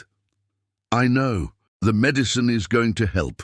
The doctor, a woman in her 50s with grey at her temples and a calm that suggested she had seen this before, pulled Wren aside. Her oxygen saturation was at 88% when she arrived. "We have her on continuous nebulizer treatments. She is stable, but we want to observe her overnight." Overnight? Has she been exposed to any new environmental triggers? Pollen? Dust? Mold? Wren closed her eyes. The garden, the wall, the mortar dust, the centuries of accumulated pollen trapped between the tabby stones she had been dismantling for weeks. Junie had been playing in the kitchen garden every afternoon, 30 feet from the restoration site. "Yes," Wren said, "she has." She sat beside Junie's bed for 6 hours. She held her daughter's hand and watched the oxygen numbers on the monitor and listened to the wheeze that was slowly, agonizingly slowly, getting quieter. At 8 in the evening, Junie fell asleep. Wren stepped into the hallway and leaned against the wall. The fluorescent lights hummed above her. The linoleum floor was scuffed with the marks of thousands of hurried shoes. She was here because she had taken a job she knew was dangerous. She was here because she needed money. She was here because she refused to ask for help. She was here because she had spent 5 years building walls higher than the ones at Tidewater, and the cost of those walls was lying in a hospital bed with an oxygen mask. Her phone buzzed. Beckett. "Marcus told me what happened. How is she?" "Stable. They are keeping her overnight." "I am coming." "You do not need to. I am already in the car." A pause. "Theo is with Delia. Emmeline packed food. We will be there in 30 minutes. Beckett. Wren, let someone show up for you. Just this once." She pressed the phone against her forehead and said nothing for a long time. "Okay," she whispered. He arrived at 8:40 with a canvas bag of food and a thermos of Emmeline's sweet tea. He did not ask for details. He did not offer solutions. He sat in the chair beside her in the hallway and opened the bag. Emmeline sent chicken and biscuits, and something she called comfort cake, which I believe is just pound cake with more butter than is medically advisable. Wren almost smiled. "Almost. I need to tell you something," she said. "Not tonight. It cannot wait much longer. It can wait until your daughter is breathing normally and you are not running on adrenaline and guilt." He poured sweet tea into a paper cup and held it out to her. "Tonight, you eat, you rest, you sit with your daughter. Everything else can wait until tomorrow." She took the cup. The tea was cold and sweet, and tasted like someone had taken the time to make it with care. "How did you know it was guilt?" "Because I sat in a hospital hallway 3 years ago when my wife was in a room down the hall, and I was 2,000 miles away when it happened." His voice did not crack, but it thinned. "I know what guilt sounds like." Wren leaned her head back against the wall. The fluorescent light buzzed. The monitor beeped in Junie's room. "I do not know what to do," she said. "I have spent 5 years knowing exactly what to do. Work harder. Build more. Do not trust anyone. Do not need anyone. And it is not working." "What changed?" "A 7-year-old girl in an oxygen mask." She closed her eyes. "That is what changed." Beckett was quiet. Then he said something she did not expect. "When Hannah died, I told myself I would never need anyone again. I had Theo. I had the marsh. I had work. That was enough." He turned the paper cup in his hands. "It was not enough. It was surviving. And I told myself surviving was the same as living, because admitting the difference meant admitting I was lonely." "Are you lonely?" I was. He looked at her. I am less lonely now, because of the garden restoration, because of the garden restorer. The hallway lights buzzed. A nurse walked past, pushing a cart. The moment sat between them, fragile and real, and neither of them reached for it or pushed it away. They sat in the hallway for 2 hours. They did not touch. They did not talk about the garden wall or the documents or Derek Calloway. They talked about their children and about the marsh and about the specific silence that exists at 3 in the morning in a hospital hallway when everything important is happening on the other side of a door. At 10, Dolores arrived. She had driven an hour and a half from Mount Pleasant. She walked into the hallway, took one look at Wren, and pulled her into a hug so solid it felt like a wall that someone else had built. "You are not the woman Derek made you," Dolores said quietly. "You are the woman Uni sees." Wren held on. She did not cry. She held on. Beckett stood up and shook Dolores's hand. "You must be the neighbor. I am the neighbor, the babysitter, and apparently the midnight highway driver." She looked at the canvas bag. "Is that Emmeline Hale's pound cake?" "It is." Then this night just got slightly less terrible. She sat down and took a piece. "Now, someone catch me up. Uni came home from the hospital on Saturday morning with a new inhaler, a stricter medication schedule, and a list of environmental triggers to avoid." Wren drove back to Tidewater in silence. Uni slept in the passenger seat with her head against the window and her flower crown, the one Theo had made, tucked under her arm. At the cottage, Wren unpacked their things and set Uni up on the couch with pillows and a glass of water. Through the window, the garden wall stood in the early morning light, half dismantled, half restored. Like everything else on this property, Beckett knocked on the screen door at noon. "How is she?" "Resting. The doctor said to keep her away from construction dust for at least 2 weeks. Which means you cannot work the wall. Which means I cannot work the wall." Wren stepped onto the porch. "I will focus on the rose beds and the fountain. Lower particulate areas." Beckett leaned against the porch railing. "Derek left yesterday. He told grandmother he would return in 3 weeks for the next trust review." "Did he say anything else?" "He said the garden contract was on track and that he had no concerns about the restoration." Beckett paused. "He was lying. I could tell." "How?" "He adjusted his cufflinks 4 times during one conversation. Derek only does that when he is managing a story." Wren stared at him. "You noticed that? I notice things about people who have power over my grandmother." He straightened up. "I also noticed that the filing cabinet in the hallway had been forced open. The lock was pried, and Marcus told me there was ash in the fire pit that smelled like paper." The porch was quiet. A mockingbird sang from the live oak. "You know something happened," Wren said. "I know something happened. I do not know what." He looked at her. "Are you going to tell me?" "Yes." She took a breath. "But not right now. Not while Junie is on the couch with an oxygen meter on her finger, and I have not slept in 36 hours. "When?" "This week, before Derek comes back." He held her gaze for a long moment. "I will be at the dock after Theo goes to bed. If you want to talk, I will be there." He nodded and turned to go, then stopped at the bottom of the steps. "Wren." "Yes?" "At the hospital. When Dolores said what she said, about you not being the woman someone else made you." He looked at the ground, then at her. "She was right. I have known you for 6 weeks. Whatever happened before, whatever this family did or did not do, the person I see is not someone else's version of you. You do not know what happened yet." "No, but I know what I see." He put his hands in his pockets. "And what I see is someone who rebuilt everything from nothing and still has the strength to be kind to an old woman and a lonely kid and a marine biologist who cannot cook." She pressed her lips together. She would not cry. Not on this porch. Not today. "Go check on Theo," she said quietly. He is writing Junie a letter. He said email was impersonal. He is 9 years old. He is his mother's son. Beckett's voice was steady, but his eyes were not.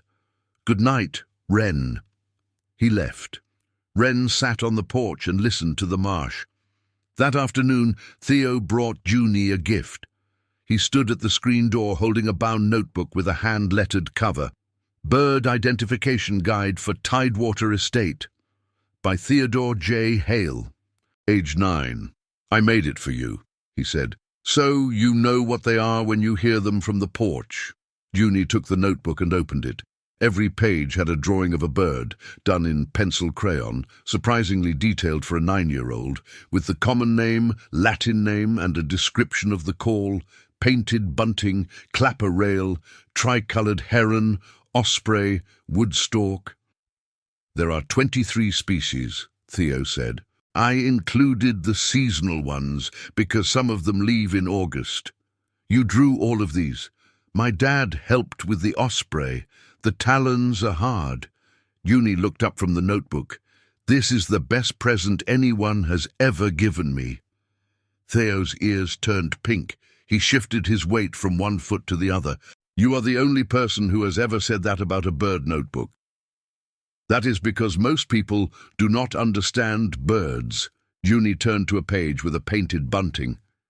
This one has 7 colors. 7 distinct color regions, Theo corrected. But yes, 7. Wren watched from the kitchen doorway. 2 children who had each lost something. Theo, his mother, Junie, the stability of a home that did not move every year, finding in each other the simple miracle of someone who cared about the same things. That evening, after Junie was asleep, Wren sat on the cottage porch with her phone and scrolled through the photographs she had taken. Every page of the forged transfer document, every page of the forensic analysis, every page of Emmeline's confession, every page of the original partnership agreement from the library. The originals were ash in a fire pit behind the kitchen, but the photographs existed in 3 locations: cloud storage, email backup, a thumb drive in her work bag that she had copied the files onto the morning after finding the box. She had always photographed everything. She had learned that lesson the hardest way possible, and the lesson had saved her. Tomorrow, she would start organizing the evidence into a coherent case. She would need the photographs, Emmeline's willingness to testify, and Delia's corroboration of the suspicious circumstances. But first, she needed to do the thing she had been avoiding since she arrived at Tidewater. She needed to tell Beckett Hale that his family had built their wealth on stolen ground, that the grandfather he had idolized had allowed it, that the grandmother he loved had signed the document, and that the woman he was starting to care about was the one who had been destroyed by all of it. She set the phone down. She looked at the marsh in the moonlight. She would tell him. This week, on the dock at sunset, and whatever happened after that would be the truest thing that had happened on this property in 5 years.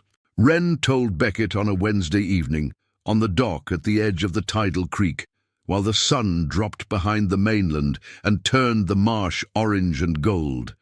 She had planned what to say for 3 days. She had organized the photographs on her phone in chronological order.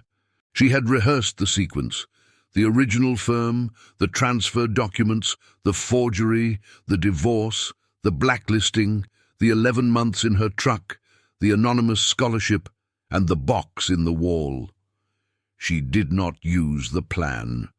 Instead, she sat beside him on the dock with her feet hanging above the water and said the truest thing she could find.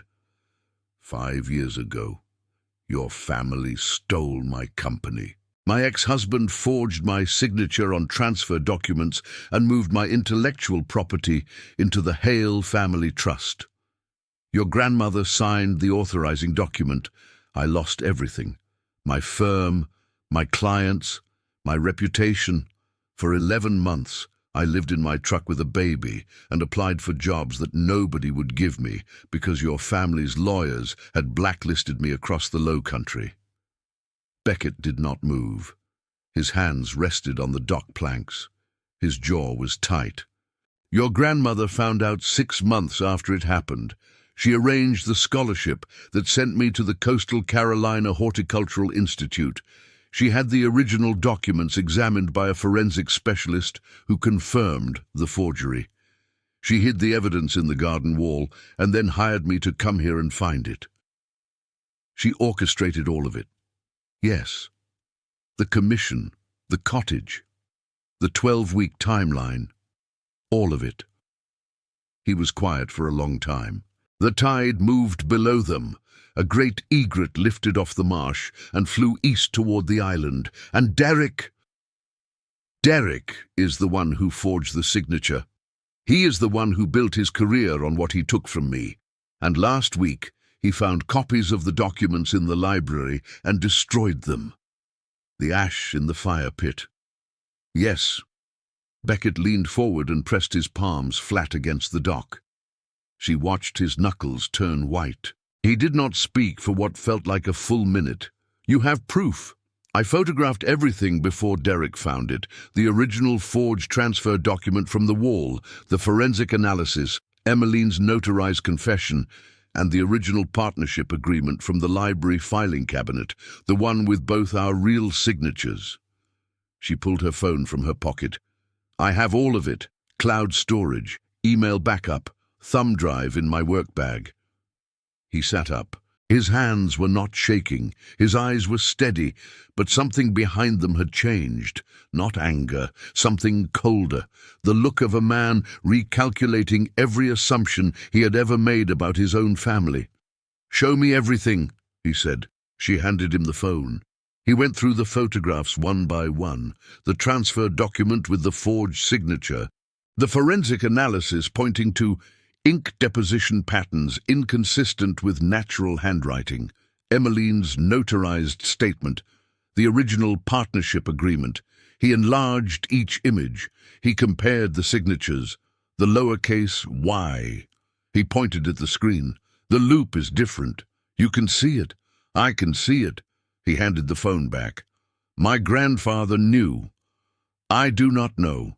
Emmeline says he was dying when Derek presented the restructuring. She says she signed because she was afraid, and because Derek told her I had agreed. But you had not agreed.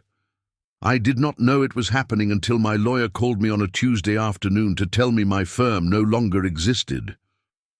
The marsh was darkening around them. The first stars appeared above the tree line. The dock creaked under their weight. "I am not going to tell you this does not change things," Beckett said. "It changes everything. I know, but I'm not going to leave." He looked at her. "I'm not going to pretend you are wrong. I'm not going to defend what they did. And I'm not going to let Derek Calloway walk away from this. This is your family, Beckett. My family did something wrong. That does not mean I have to be wrong too." He stood up. He held out his hand. She looked at his hand. Open, steady, extended toward her in the near dark, above the tidal creek where the water was turning over, the way truth turns over when it has been submerged too long. She took it. He pulled her to her feet. They stood on the dock, close enough that she could feel the warmth of him in the evening air. "What do you need?" he asked. "I need Emmeline to testify in writing. She has already drafted a statement, but it needs to be formalized with a lawyer who is not Derek. I will call the family's independent counsel in Charleston tomorrow. I need Delia. She suspected the fraud 5 years ago. Her testimony corroborates the pattern. Delia already knows. She figured it out within an hour of arriving." "Of course she did." The corner of his mouth twitched. "She has been suspicious of Derek since he showed up to Thanksgiving in 2015 with a $100 bottle of wine and an opinion about everything." They walked back from the dock together. The path through the marsh grass was narrow, and their shoulders touched with every other step. At the cottage, he stopped. "Wren." "Yes. Thank you for telling me, for trusting me with it. I did not trust you because it was easy. I trusted you because you showed up at a hospital with pound cake and did not ask me to explain." He looked at her for a long moment. Then he nodded, once, and walked into the dark toward the main house. She stood on the cottage porch and watched him go. Through the screen door, she could see Uni asleep on the couch, the bird guide from Theo open across her chest. The marsh was silent. The stars were out. A barn owl called from somewhere near the old dock, low and steady and impossibly patient, and for the first time in 5 years, the weight in her chest was not fear, it was hope. The next week moved with the precision of a machine that had been assembled by people who understood what was at stake. Beckett called the family's independent counsel in Charleston, a woman named Lorraine Voss, who had handled Hale family matters for 20 years and who was not Derek Calloway. Wren met with her by video call from the cottage kitchen while Junie was at the dock with Theo. Lorraine studied the photographs for 45 minutes without speaking. When she was finished, she removed her reading glasses and set them on the desk. The forensic analysis is compelling. The signature comparison between the partnership agreement and the transfer document would be devastating in a probate review. She paused. But photographs of originals are not originals. Derek destroyed the physical evidence. A judge may question the authenticity of digital copies. "What would strengthen the case?" Wren asked. "Emmeline's testimony, in person or by sworn deposition, and any corroborating witness who can attest to the circumstances of the transfer. Delia Hale. She raised questions at the time and was told to stop." "Good. Anyone else?" "Marcus Webb, the estate foreman." He watched Derek burn the documents. Lorraine wrote something down. "I will need Emmeline's written statement formalized as a legal declaration, and I will need Derek served with notice of the probate review before he can attempt to influence Emmeline's testimony." "How long?" 2 weeks to prepare, then we file." Wren ended the call and sat at the kitchen table. Outside, she could hear Uni and Theo counting birds at the dock. Their voices carried across the marsh, small, clear, unconcerned with the legal architecture being assembled around them. That afternoon, Delia arrived from Savannah with a banker's box of files she had kept from the original restructuring. "I saved everything," she said, spreading documents across the library table. "Correspondence between Derek and the trust, meeting minutes, financial statements showing the asset transfer timeline." She pushed a folder toward Wren. "And this, an email from Derek to my father, dated 3 days before the transfer, stating that, and I quote, 'Wren Calloway has verbally agreed to the terms and will sign the documents next week.' I never agreed to anything." "I know." Delia tapped the email. "Because this email was sent on a Monday, and according to your divorce filing, you were in Mount Pleasant that entire week with a sick baby and no knowledge of the restructuring. How did you get this?" "I have had access to my father's email since 2016. He does not know how to change passwords." She shrugged. "A design flaw in the family architecture." Wren photographed the email and added it to the evidence folder. Another piece, another layer. Beckett came in from the Marsh lab with salt on his boots and a thermos of coffee. He poured 3 cups without being asked and set them on the table. "Where are we?" he asked. "Lorraine says 2 weeks to prepare. We file for a probate review that challenges the validity of the transfer documents based on the forged signature. And Derek. He gets served with legal notice. He will know everything." Wren looked at the documents spread across the table. "He will fight it. He will try." Beckett picked up his coffee. "But he does not have the original documents anymore. He burned them. And we have photographs of what he burned, plus grandmother's testimony, plus Delia's correspondence, plus Marcus as a witness to the destruction. He will say, Emmeline is not competent, early-stage Parkinson's. He has already laid the groundwork. Then we get a cognitive assessment from an independent physician before we file. Beckett set his cup down. Grandmother is sharp. Anyone who spends 5 minutes with her knows that. Delia nodded.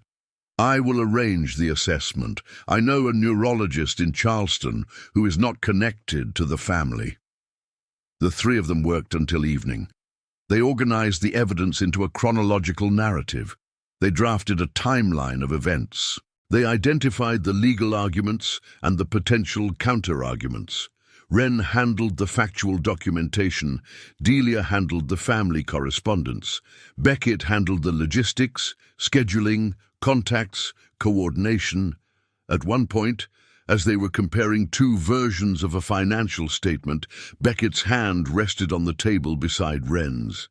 Their fingers were not touching, but the space between them was charged in the way that small spaces between people who trust each other become charged. Emmeline appeared in the library doorway.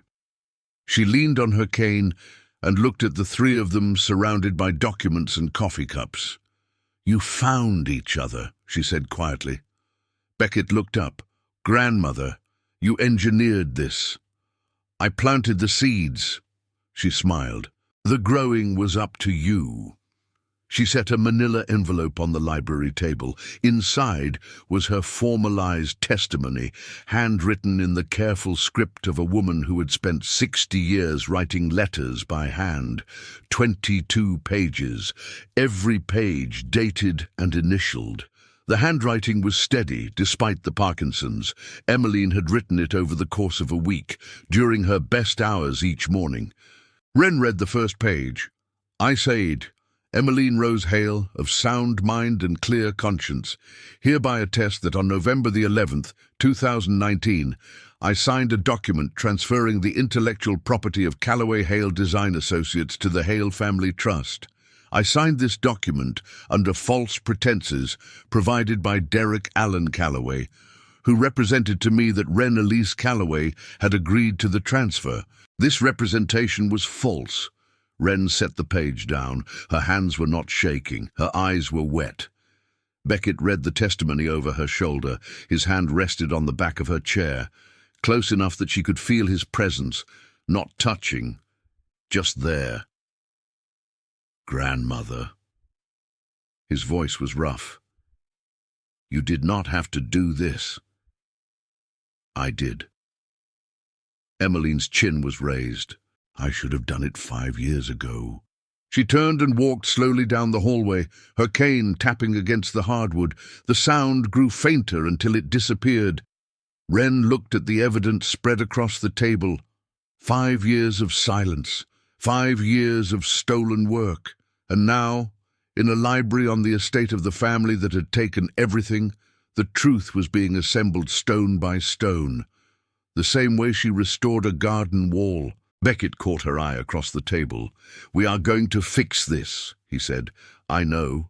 She picked up the next document, 1 page at a time. The family meeting was held in the Tidewater dining room on a Tuesday afternoon in July. Lorraine Voss sat at one end of the table with a legal folder open in front of her. Derek Callaway sat at the other end, summoned by a notice he had received 3 days earlier and had called a procedural misunderstanding on the phone. Emmeline sat in her usual chair, cane beside her, hands folded in her lap. Beckett stood behind her. Delia sat to her right with the banker's box of files on the floor beside her chair. Wren sat across from Derek. It was the first time they had been face to face in 14 months.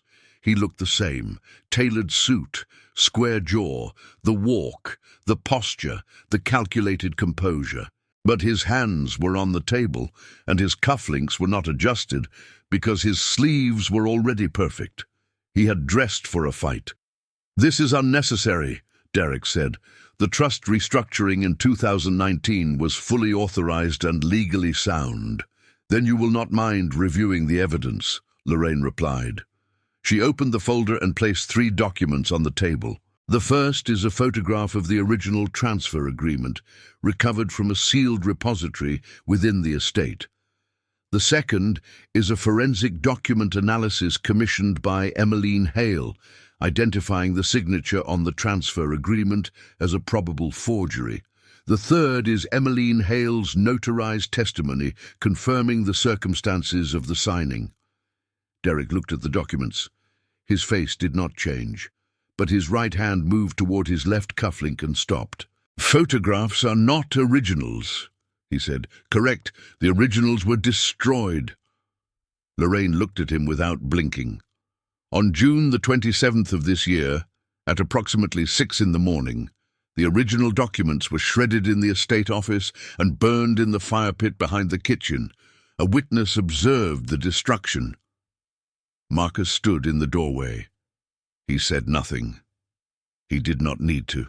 "These are the allegations of an 81-year-old woman with a degenerative neurological condition."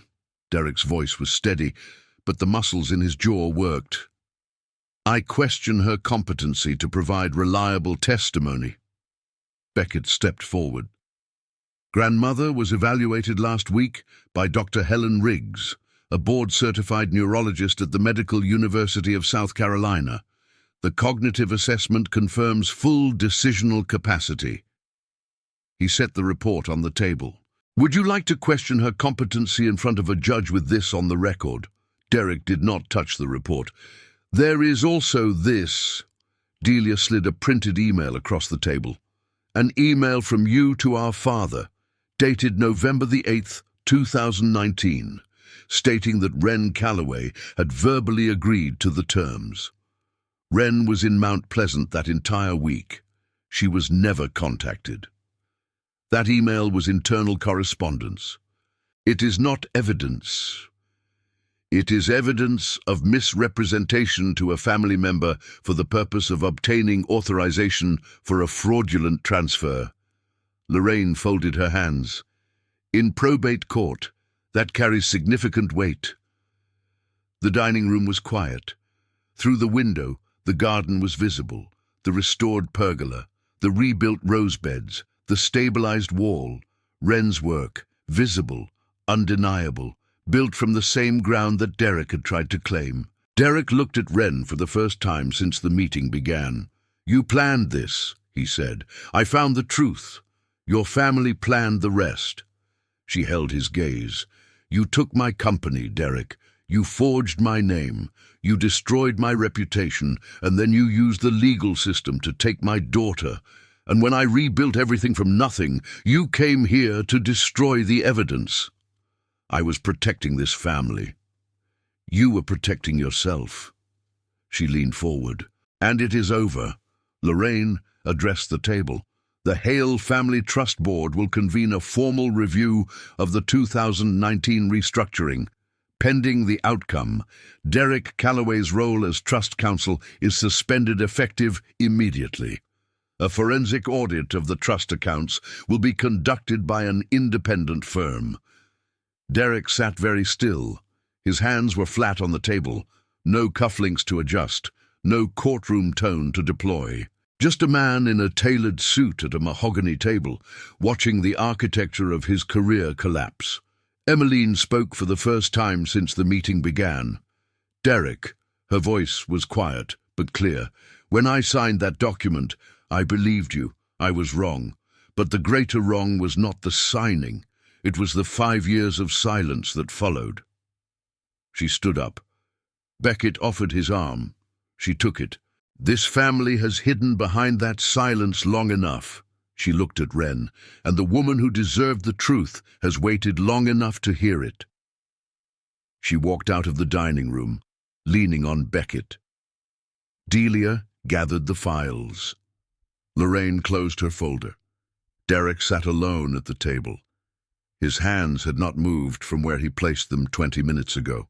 The room was empty except for the late afternoon light coming through the windows and the sound of the garden sprinkler that Marcus had set running that morning as if nothing unusual were happening at Tidewater. The door to the hallway was still open. Wren had not gone far. She was standing in the corridor, listening.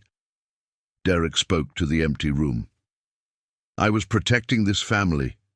That is what I do. That is what I have always done." His voice was lower now, not for an audience, for himself. He looked at his hands. He turned them over. He looked at the wedding band he still wore on his right hand, the one he had moved from his left after the divorce, but never removed entirely. He took a breath. He stood up. He buttoned his jacket. He walked out of the dining room and down the hallway and out the front door without looking at anyone. Through the library window, Emmeline watched him go. She pressed her trembling hand against the glass. Wren stood in the hallway and watched him leave. She looked at the man she had married at 24 and divorced at 29. The man who had held her daughter at the hospital and signed papers that stole her livelihood in the same year. She did not gloat. She did not rage. She turned and walked out of the dining room and into the garden, where the evening light was turning the restored wall gold. Judge Catherine Pryor would review the case formally in 2 weeks, but the real judgment had happened in this room, and everyone present knew it. The garden was finished on a Thursday in late July. Wren stood at the entrance to the formal parterre and looked at what she had built. The boxwood hedges, trimmed to their 1920s proportions, but adapted for current growing conditions. The rose beds, rehabilitated with disease-resistant cultivars that would survive the low-country humidity. The wisteria pergola, its cedar frame restored and draped with new growth that would fill in by next spring. The fountain, its basin repaired with matching tabby, water flowing again for the first time in a decade, and the wall, 200 feet of tabby and lime, dismantled and rebuilt stone by stone, the mortar joints tight, the structure sound. The gap where the metal box had been was filled with a new stone, one Wren had selected from the foundation pile and set with her own hands. Nothing was hidden in the wall anymore. Emmeline walked the garden that afternoon. She used her cane, but she walked without help. Her free hand touching the boxwood as she passed, her fingers trailing across the rose petals. She stopped at the fountain and listened to the water. "You gave it back," she said. "The garden I remember." "Not exactly. The water table has shifted. Some of the original plants would not survive. I adapted the design for current conditions." Wren paused. "But the bones are the same." "The bones are what matter." Emmeline sat on the fountain edge.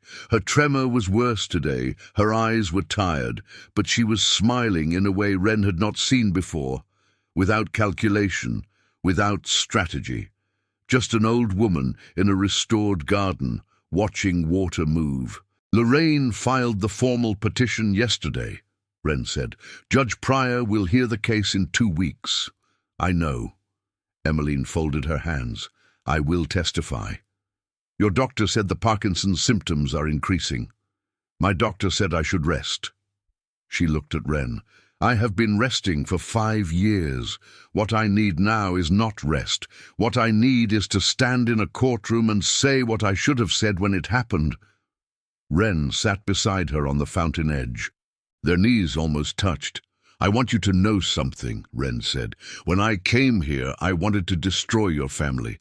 I wanted Derek to lose everything the way I lost everything. I wanted you to face consequences. And now I want the truth on the record. I want my professional reputation restored. I want financial restitution for what was taken." She paused. "And I want to plant a tree in your garden." Emmeline's eyes glistened. "What kind of tree?" "A magnolia. My grandmother planted one at our house in Somerville when I was 3 years old. It is still there. I used to sit under it and draw garden plans when I was Junie's age." "Then plant it." Delia found Beckett at the Marsh Lab that afternoon. He was staring at his computer screen without seeing it, his hands flat on the desk. "You have been in here for 3 hours." "I'm processing." "That is a generous word for sulking." She sat on the edge of his desk. "Talk to me." Grandfather knew. His voice was flat. He must have known.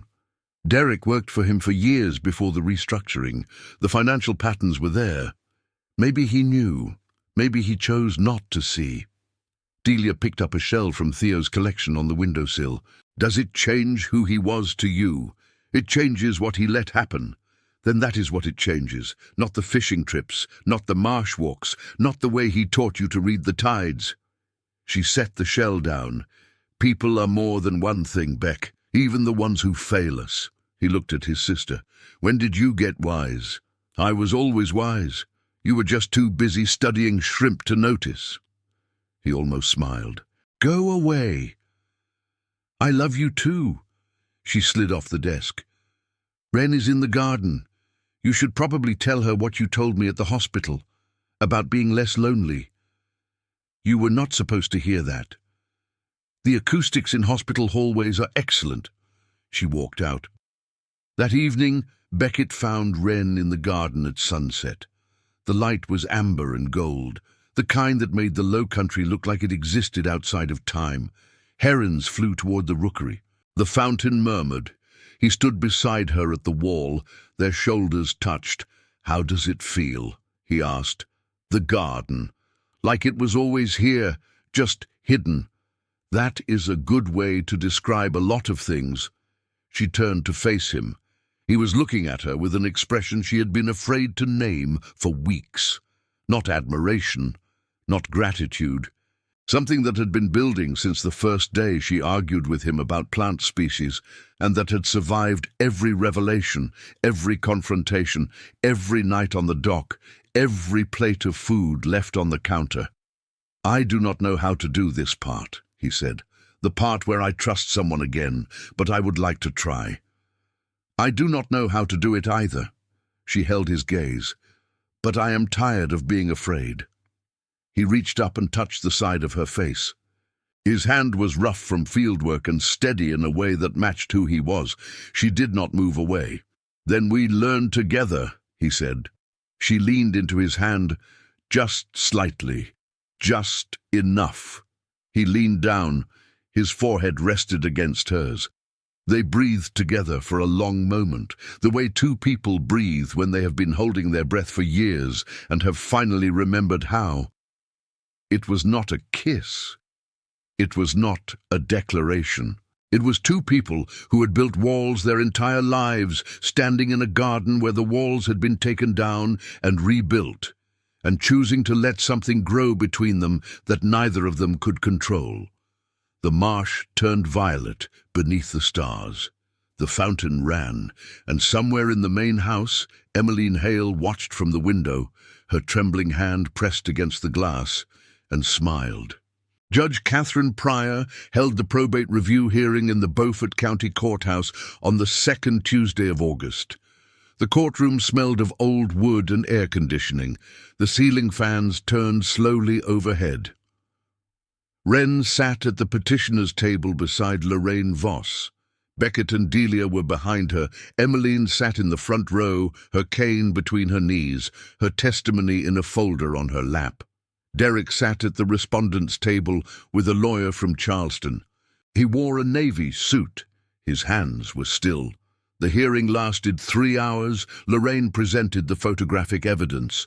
The forensic analysis, Emmeline's notarized statement, Delia's corroborating correspondence, Marcus's sworn account of the document destruction, the independent cognitive assessment confirming Emmeline's full decisional capacity.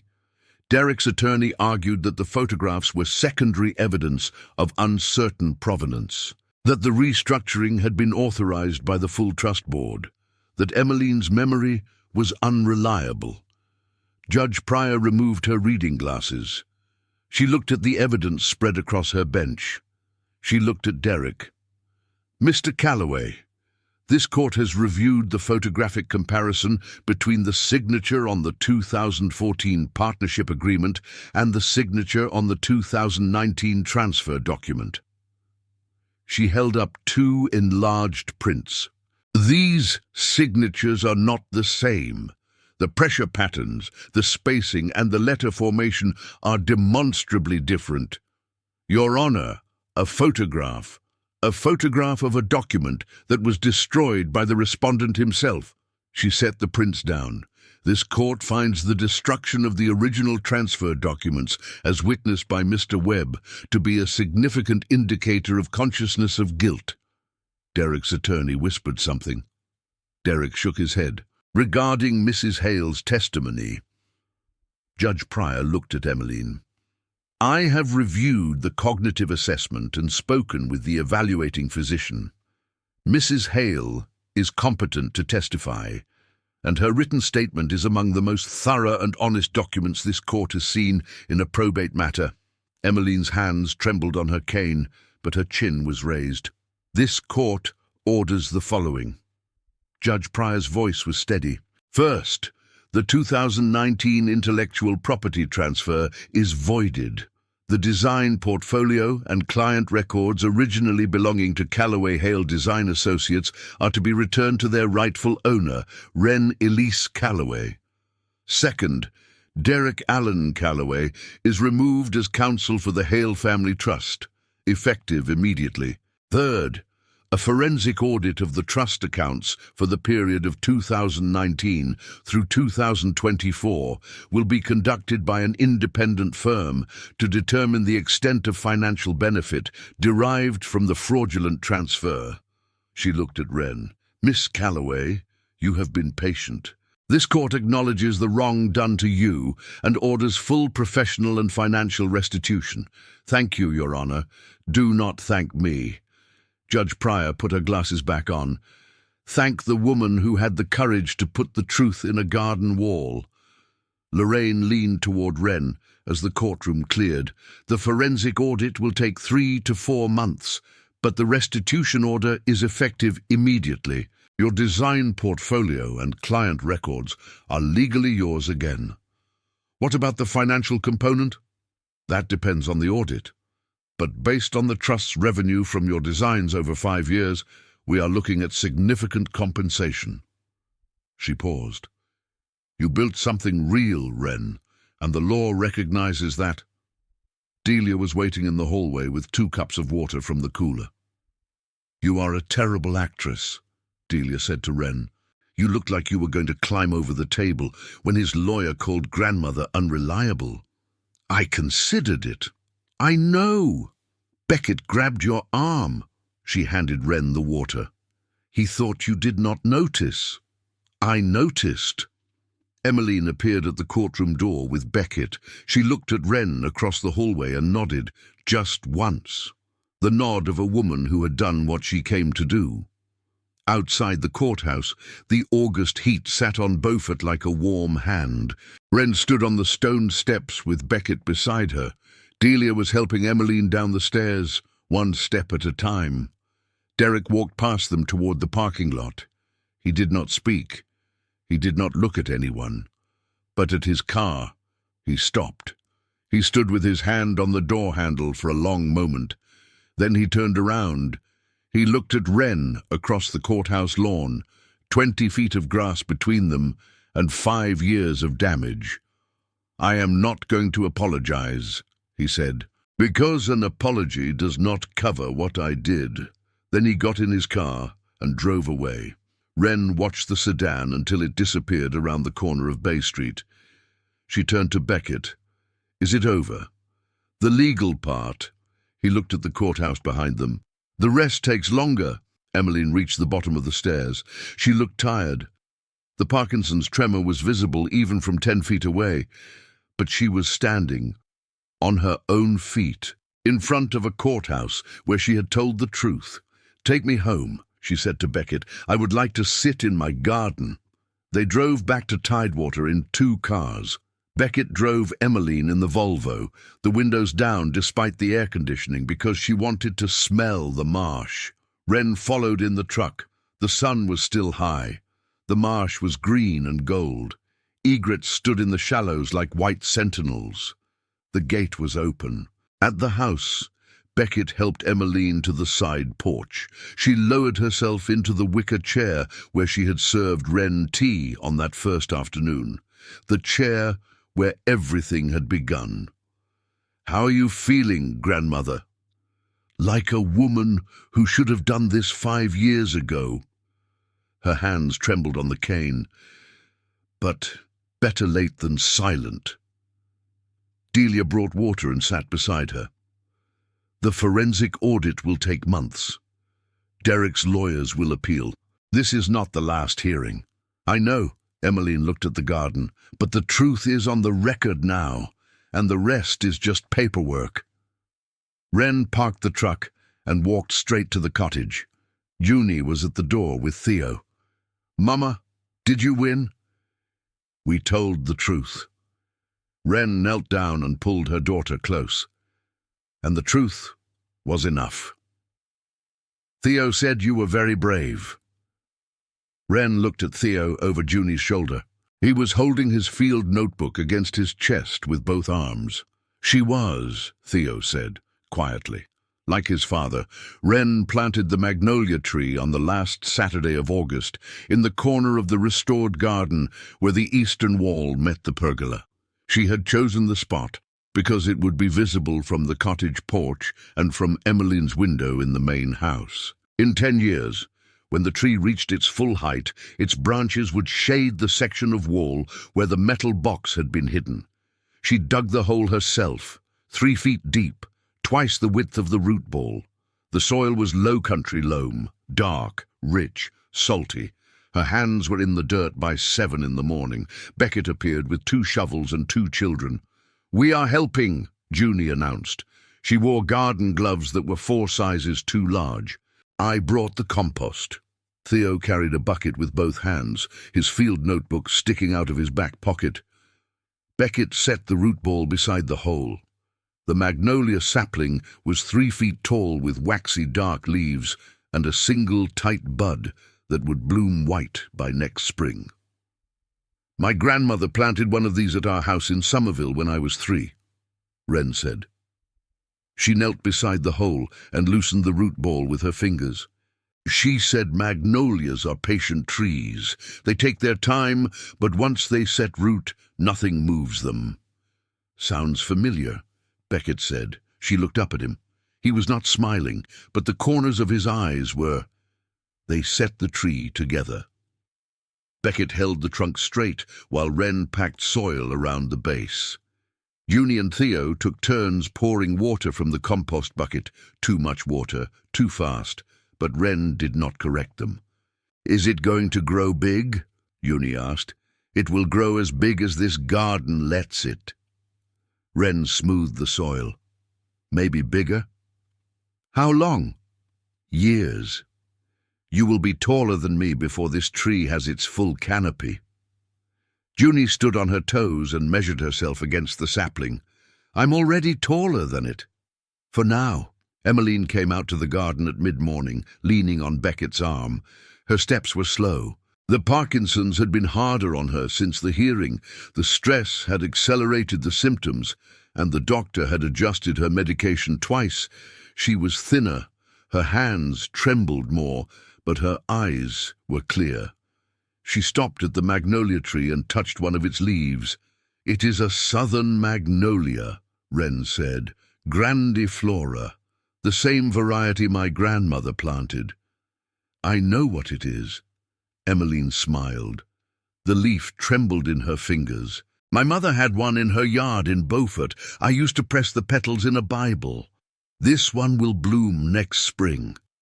I hope I'm here to see it. She said it without self-pity, a factual statement from a woman who understood arithmetic and time. You will be here, Beckett said. His voice was steady. His hand tightened on her arm. Beckett. She turned to face him. I want you to know that what I did, the box, the commission, bringing Wren here, I did not do it because I thought I could fix what happened. I did it because some truths are too heavy to carry alone. She touched his face with her trembling hand. And because you deserved better than the story you were told. He held her hand against his cheek. He did not speak. He did not need to. Emmeline patted his hand. Help me sit down, my boy. I want to watch the children water the tree. They brought a garden chair. Emmeline sat in the shade of the pergola and watched Junie and Theo take turns with the watering can. Theo held it with the precision of a scientist measuring a dosage. Junie poured with the enthusiasm of someone who believed more water meant more growth. Delia arrived from Savannah that afternoon with a bottle of champagne and a document from Lorraine Voss. The formal restitution order. She set the document on the porch table. Your design portfolio is legally restored. The trust has been directed to release the financial compensation within 60 days. Wren picked up the document and read it. Her name, her work, her professional identity, restored on paper the way the garden had been restored in soil and stone. She set the document down. She did not cry. She had done enough of that. Thank you, she said. To Delia, to Emmeline, to the house and the garden, and the old wall and the marsh that had held everything together while the truth worked its way to the surface. That evening, Beckett and Wren sat on the cottage porch. The children were inside, Junie reading from Theo's bird guide, while Theo corrected her pronunciation of the Latin names. What happens now? Beckett asked. I finish the commission. There are 2 weeks left on the contract. And after, I go back to Mount Pleasant. She paused. But I will be back. How often? As often as a magnolia tree needs watering. He reached over and took her hand. Their fingers intertwined on the armrest of the porch swing. The marsh was silver in the evening light. Somewhere in the reeds, a clapper rail called, Wren, yes, that tree is going to need a lot of watering. She turned to look at him. He was looking at the marsh, but the corner of his mouth was tilted up. She leaned against his shoulder and closed her eyes. The garden was restored. The wall was rebuilt. The truth was on the record. And in the corner where the old stones met the new, a magnolia tree stood 3 feet tall with a single bud that would open white in the spring. Junie's voice carried through the screen door. Theo, what is the Latin name for magnolia? Magnolia grandiflora. That is the prettiest name for a tree. All Latin names are pretty. You just have to learn how to say them. The porch swing creaked. The tide turned. The bud held. What did you think of Wren and Beckett's story? Leave your thoughts in the comments. Rate this story from 0 to 10. Subscribe to the channel and turn on the notifications to keep up with all our stories. And do not miss more heartwarming tales by clicking on the screen now.